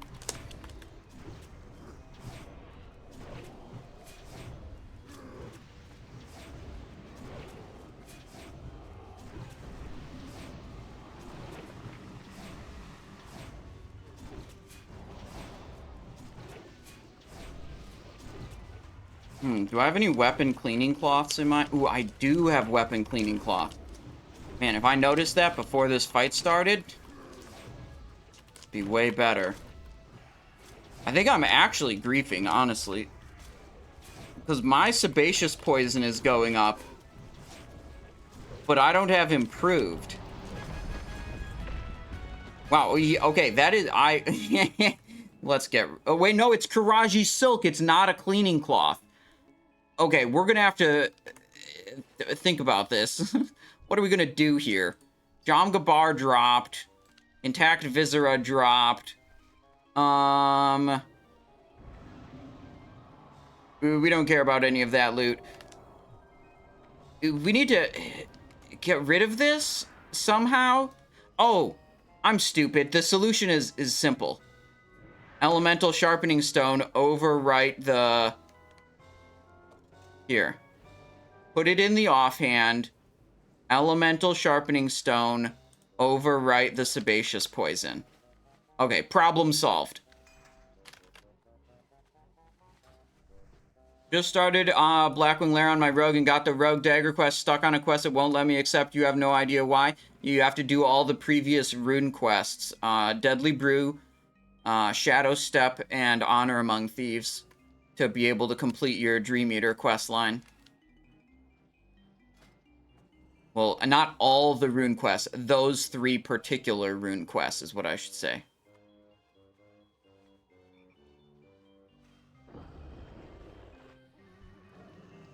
Yeah, I mean, the lore of the Dream Eater wouldn't make sense if you didn't do those quests anyways. So, like, I mean, you gotta do them for the lore value, also because the game literally won't let you have Dream Eater if you don't do them.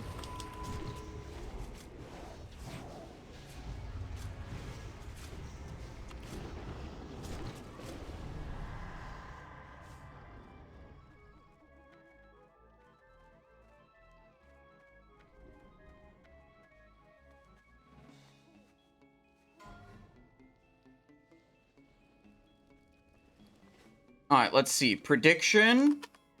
This is the best Cthun prediction. Will we successfully enter the room? Will we successfully enter Cthulhu's room? Yes or no? 10 minutes on the clock. Okay, so a successful room entry means that no one dies to the first 3 I-beams. Okay? That's what a successful room entry is. USB says you just got Perditions on Anniversary Realm? Hell yeah, dude. That's huge. That's a dagger that's gonna last you until Temple of... Like, till you get Death Sting out of Temple of Ahn'Qiraj. It's so good. Congratulations.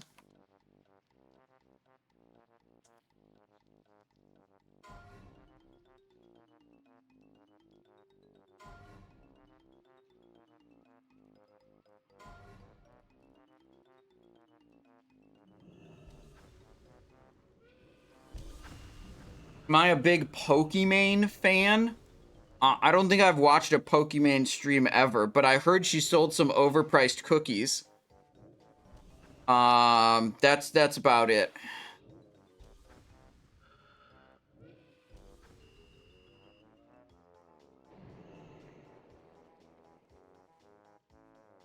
How's the raid going, says Angman. Pretty good, you know. It's been a little bit of rough sailing with 30... We started with 35 adventurers. We're down to 33 adventurers now for this 20-man raid. But, you know, such is life. Mortality says, good evening, Soyman. Hope you have a good raid night today. Well, thank you. Tank will run in at 3. Raid will go at 0. Okay. Can do that.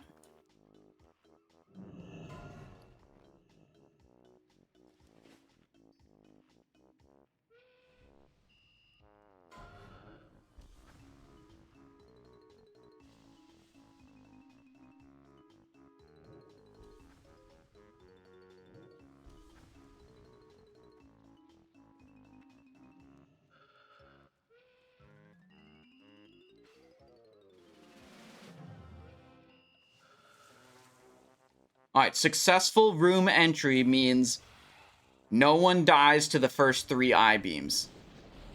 Okay?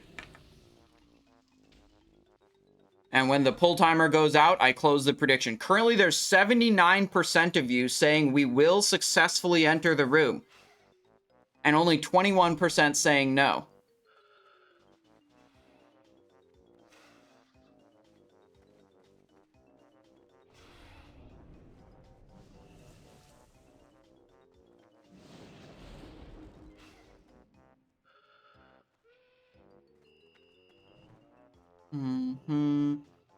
Okay, now it's closer to 50-50. Now we've got 46% yes, 54% no.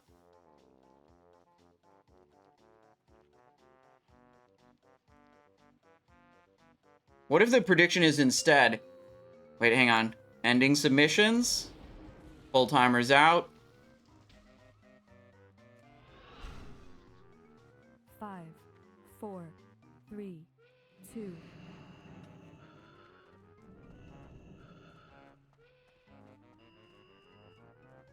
These got clipped there. 2 I-beams. Or was that the third? Yeah, okay. I think that's a successful entry.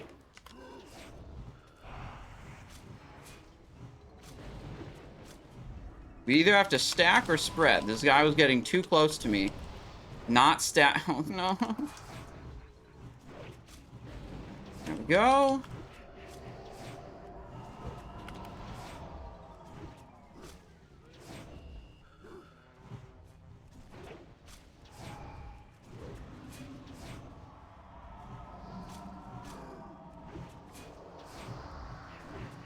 The cat was hesitating. I think people are really resistant to stacking on top of someone. It's definitely okay to have 2 people stacked on top of each other. It's not okay to have every individual spread 3 feet apart from the next one. 1 down. Wait. 1 down, not successful? I'll double check. I'll double check how quickly. Let me see. Deaths. 31 seconds in was the first death. It has to be after the first 3 I-beams. Pretty sure no one was dead from the first 3 beams.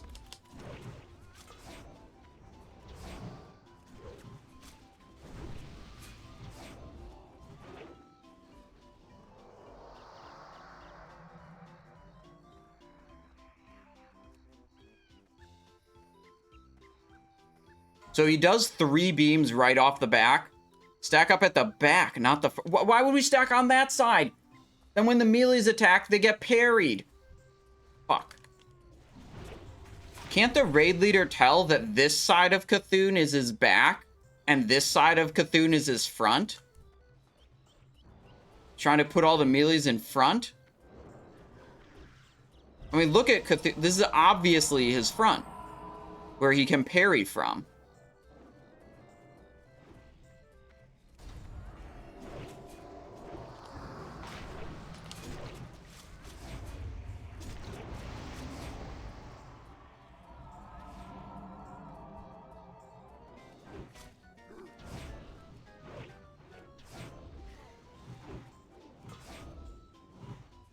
Wait, why are we DPSing that? Cringe.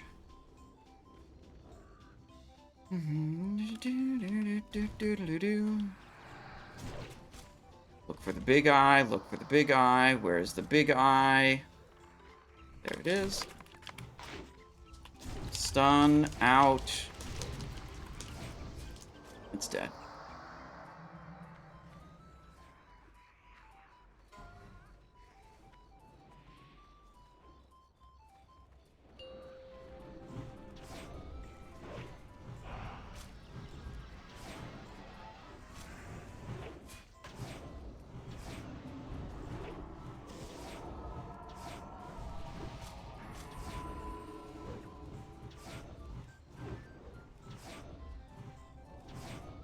I wonder how many of my Envenoms are getting parried.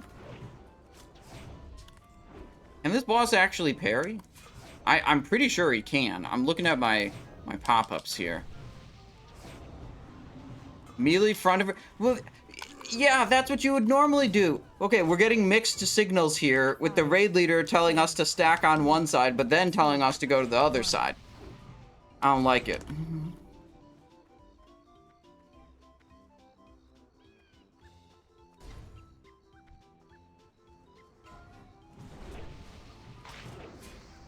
Oh, wait, no, it's two Gromulants saying front of room, raid leaders saying back of room.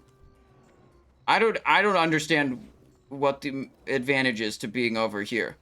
Just gets your melees out of position, if you ask me.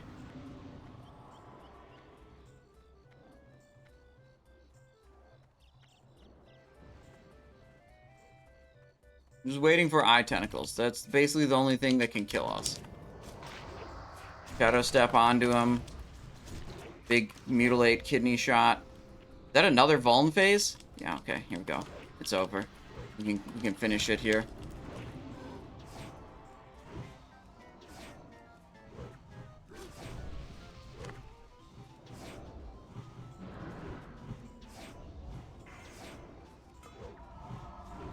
Yeah, getting parries. Yeah, like, why do you make your melees run all the way over here? This is I think this is the first time anyone's asked me to stand on the opposite side of the boss. Skin of the Old God, Cloak of Clarity, Cloak of the Devoured, Carapace, Carapace, Husk. Alright. We got some stuff to roll on. Brood rep 2,500, CC rep 500.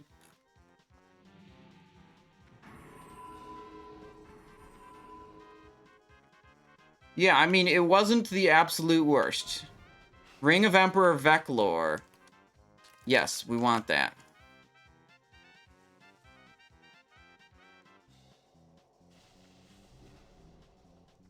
We did not win that. Do-do-do-do-do-do.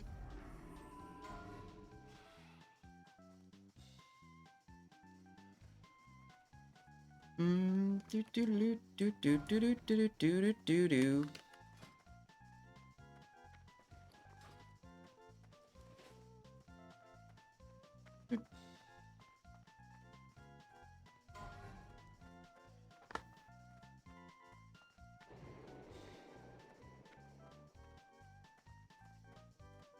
Mm-hmm.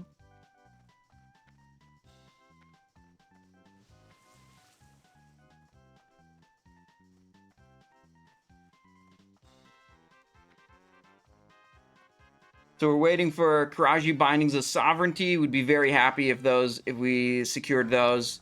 And the Ring of Karaji Fury would also be a very good one.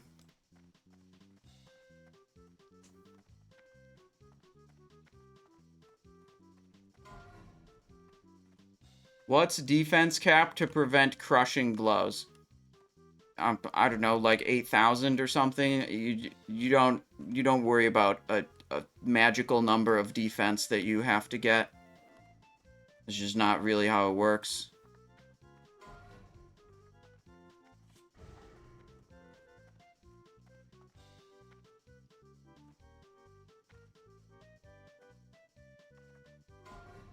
Amulet of Vecnilash. Intellect, spell damage, necklace. Okay.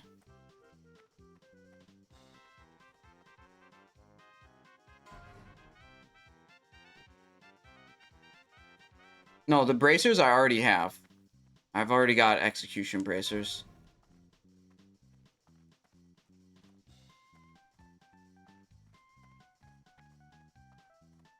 Looking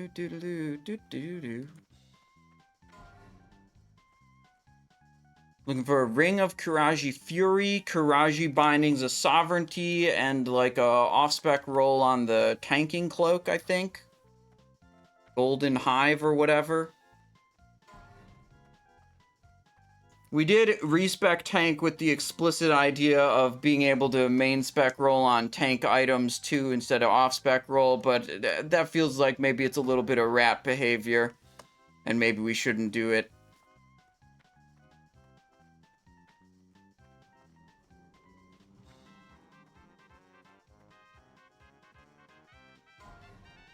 Hive tunnelers?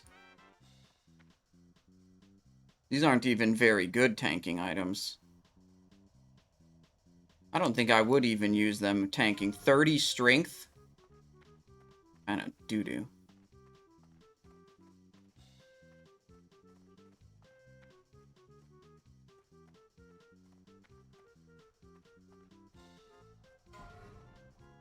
Act peritoneum.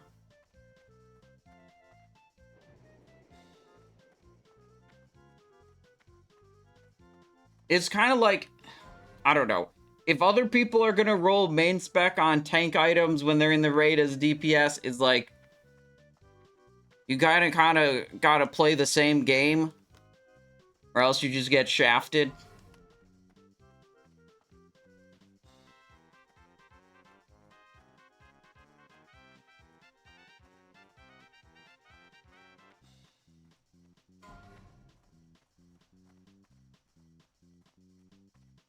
Whatever, who cares about the tanking items? It's not that important.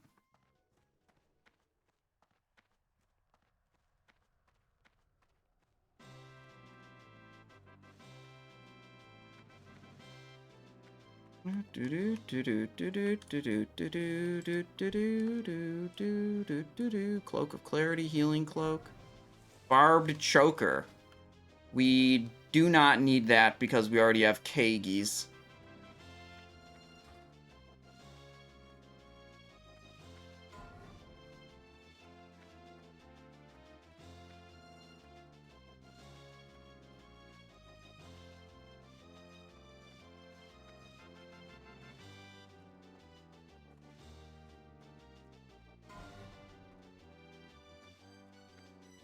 Yeah, this is a bunch of people, like, look, Tarash Feral all of a sudden, rolling on attack power, main spec. This is what I was talking about. Like, if other people are doing this...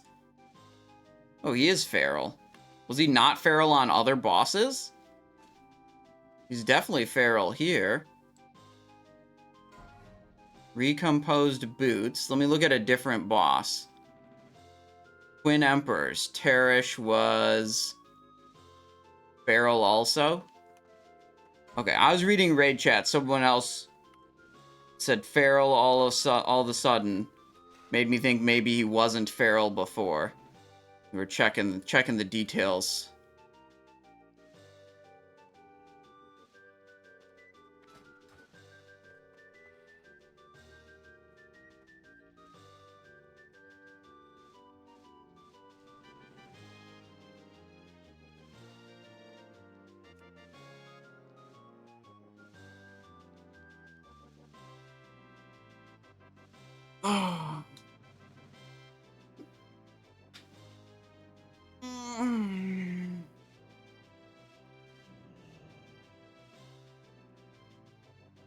What's going on here?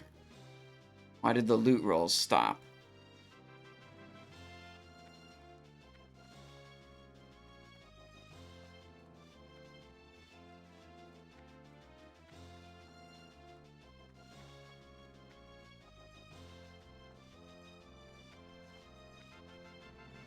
Do do do do do do do do do do do.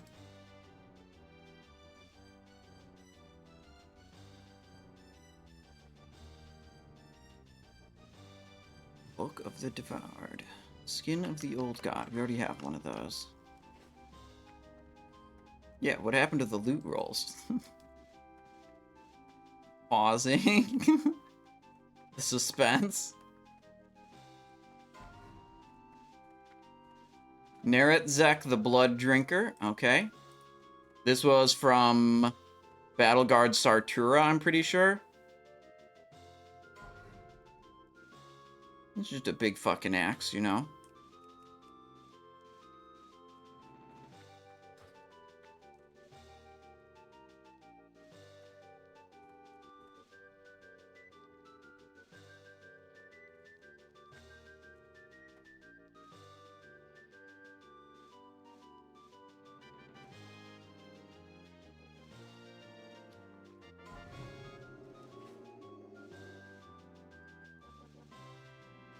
Easy. Creeping Vine Helm. Healing Leather.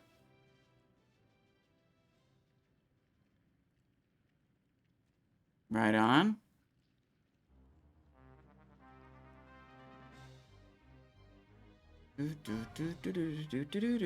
Badge of the Swarm Guard. Roll on that. Yo, 88. Are we winning Badge of the... Are we winning the Spinny Trinket? Are we getting the Spinny Trinket? Where is he? Ooh, we got the Spinning Trinket. I'm gonna spin right now.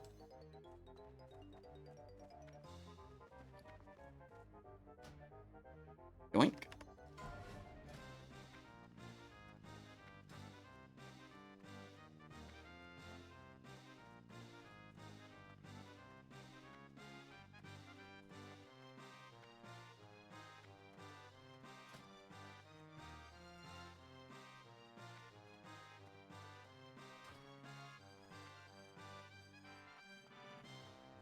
Do do do do.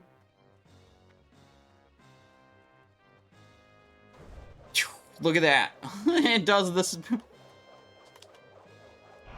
Ooh, and if I press another spell, it stops the chain.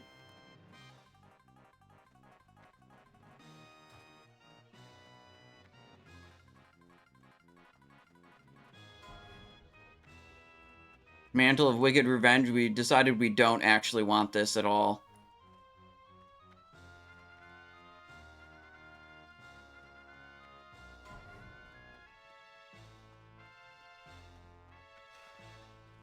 Only hit with main hand? I'm not sure. I would assume it's both. My guess would be both weapons, but I don't know.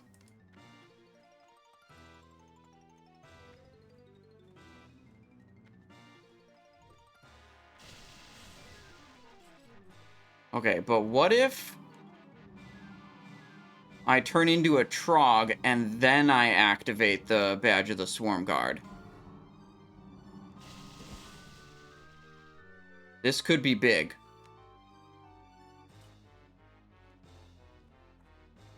Do you think Trogs actually even have a whirlwind animation?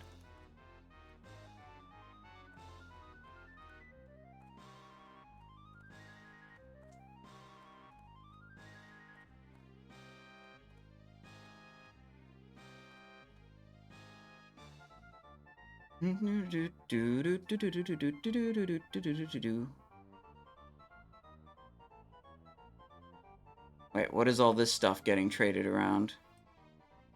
I received Sovereignty Bindings, Ring of Courage. Okay, those are 2 items we want to trade. I think maybe the raid leader just ran out of inventory room.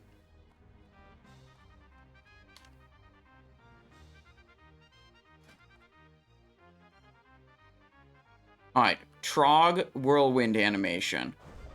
No Whirlwind animation from the Trog. That does not work.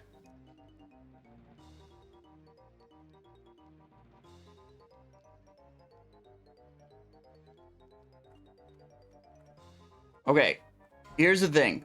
This guy was upset that he lost a roll on a strong item to someone who has weak gear. And is asking the guy with weak gear to pass the item to him. What do you, like, does the person, should the person with weak gear, like, not be allowed to come to the raid? You know, like, if there's gonna be something like that, I feel like it's gotta be, like, from the start. It's gotta be, like, if you know, it's gotta be a clear rule from the start. Like, if your gear blows, you know, is below, you know, X level, then you can't, you lose an SR, or you can't roll on this, or you can't roll on that. You can't be, like, after the fact, being like, oh man, your gear sucks, so you can't get new gear.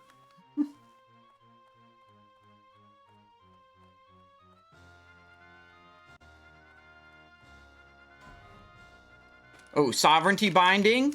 This is a big roll. 75, that's good. Yes. Yes. Yes. We have completed the tank set.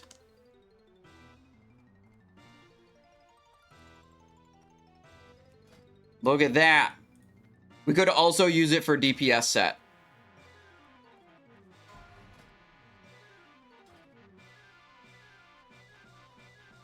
Look at that. 4 pieces. 1, 2, 3, 4. We could build a full tank set, get the 2-piece and 4-piece activated through the set. No, but it's not for, like, raid tanking. It's for being able to solo, like, dungeons and stuff. It's actually pretty cool, unlike raid tanking. which isn't cool. Okay, Badge's Swarm Guard trinket is off cooldown. We determined that Trogs do not have a whirlwind animation, but what about Trolls? Okay, Troll also does not have a whirlwind animation by the looks of it. They have a walking animation. They have a attack animation.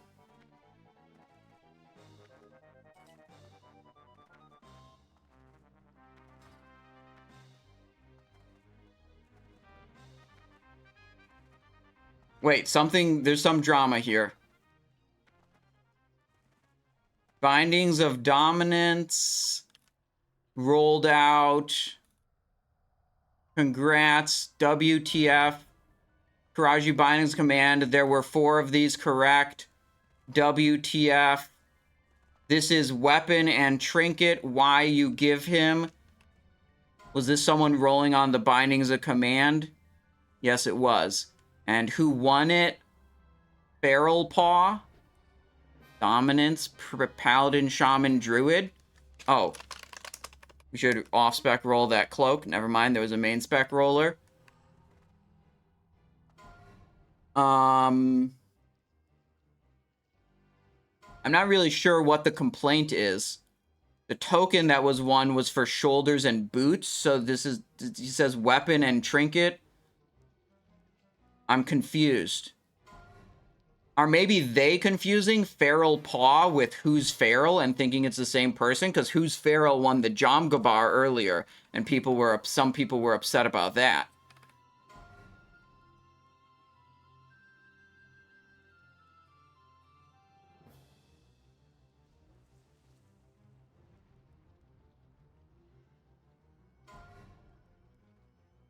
Hive Defilers.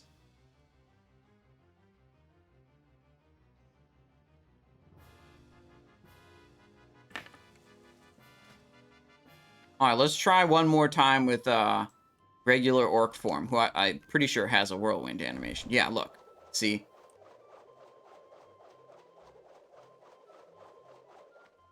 Light green Kiraji resonating crystal. Perhaps we can roll on this. I don't know, maybe. We'll see. Top 2. Void touched emblem, I think they're doing. For top 2. Yeah, we don't want that. Void touching the weapons makes them ugly.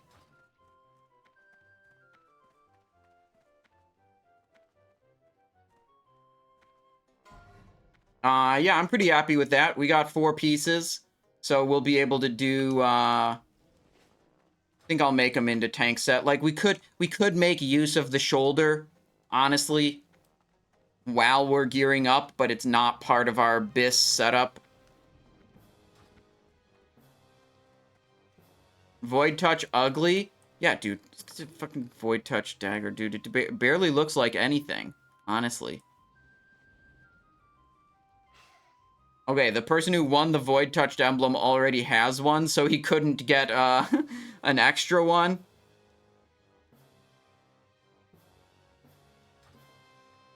Okay, this guy suggests that we should re-roll the entire Void Touched instead of just going to the next highest roller. Makes sense, because he rolled a 15. Waiting for next Bindings of Command roll. I believe one of the command bindings and one of the hunter, like, leg tokens was reserved. Maybe this guy doesn't realize that one of those was reserved, which is why it, isn't being rolled out. I don't know. It's not loot that I need. I'm not too concerned about it.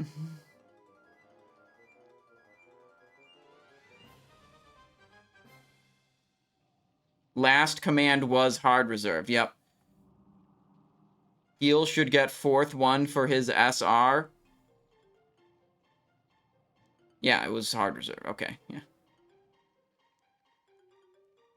Alright, sweet. Should we go back to Orgrimmar on this character, or should we stay right here to maybe turn in the tokens? Ooh, mount roll, mount roll, mount roll, mount roll. Let's go. Big money. What did we get? 82. Out of 86, there's a 94, a 92, another 92, 69, nice. 97, but it came in after the stop your rolls. Let's see what the raid leader has to say about that. Is that going to be a valid roll, or is it after the cutoff? Because that would be the winning roll. It would beat out the 94 from Scent. It seems like it was counted, and... Wait, this item was sold? It seems as Shaman Dabs has sold the Void Touched emblem he won the roll on to another player in the raid.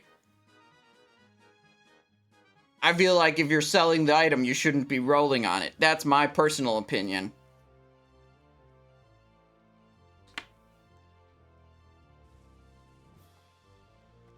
Oh, there's still loot on Cthun.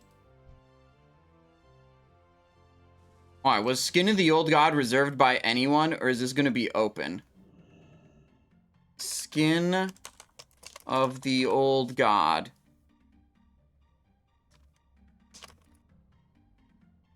Oh, it's actually open. Okay.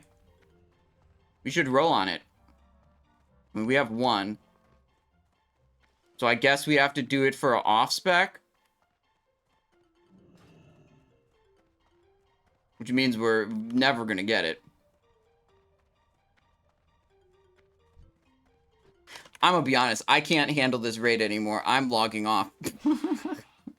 I'm running out. I actually don't care. Skin of the Old God.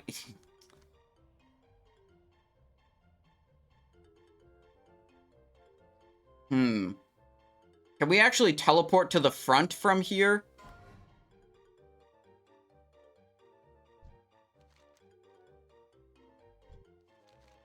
Armaments. Nope.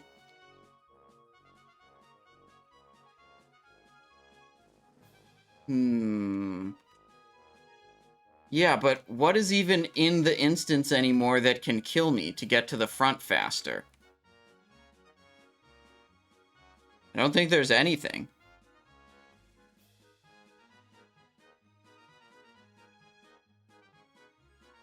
Beetles at Twins. This Scorpio... Oh, level 1 critter. Yeah, but if I have to go this far back, then, like, how much time am I really even saving?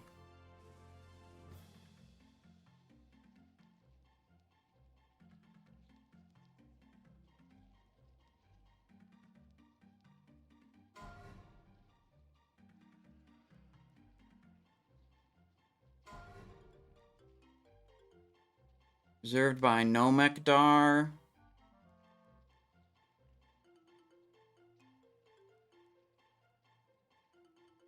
Do I have any keys in my inventory? Scarab coffer keys? No. Okay.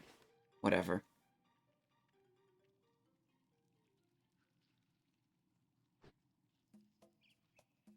Do you think the Gilded Scarab will respawn? I've heard people say they, like, failed to kill the Gilded Scarab and they came back a few hours later and it was respawned, and then they could kill it. Wonder how many people it would take to do that. 1 hour out of the instance and it'll respawn? Okay. Oh, that's the guy who left the raid because we didn't roll out this item earlier. Unlucky for him.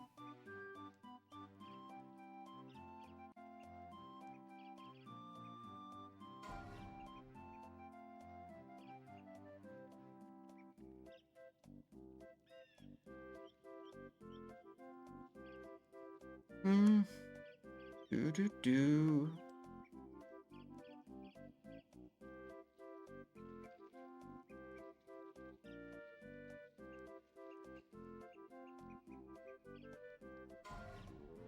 Skin of the Old God. Yeah, okay, there's main spec neaters for that. Absolutely.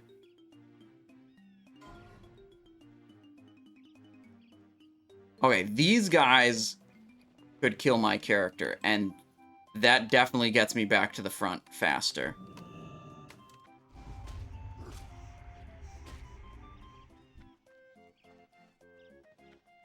Where you going? Where you going, Scorpion? I need more of them on me, or else they're never gonna kill me.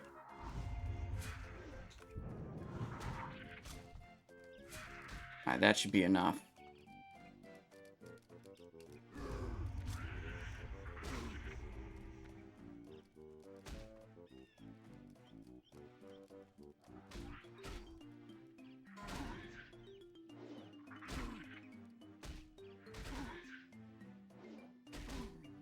Mount is gonna go to Arlox because he soft reserved the green mount, but for some reason he did the AQ20 version. In the end, HRSR, the right color, green is green, only fair to him, it's his SR.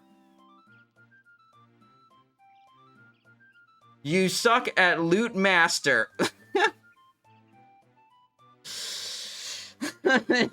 Leaves raid. God, this might be one of the best Temple of Ahn'Qiraj pugs I've ever joined. Suck my balls. He says, best Temple of AQ pug I've ever joined. 9.5 out of 10 content. Would raid again. This raid is going on YouTube for sure. It was a blast.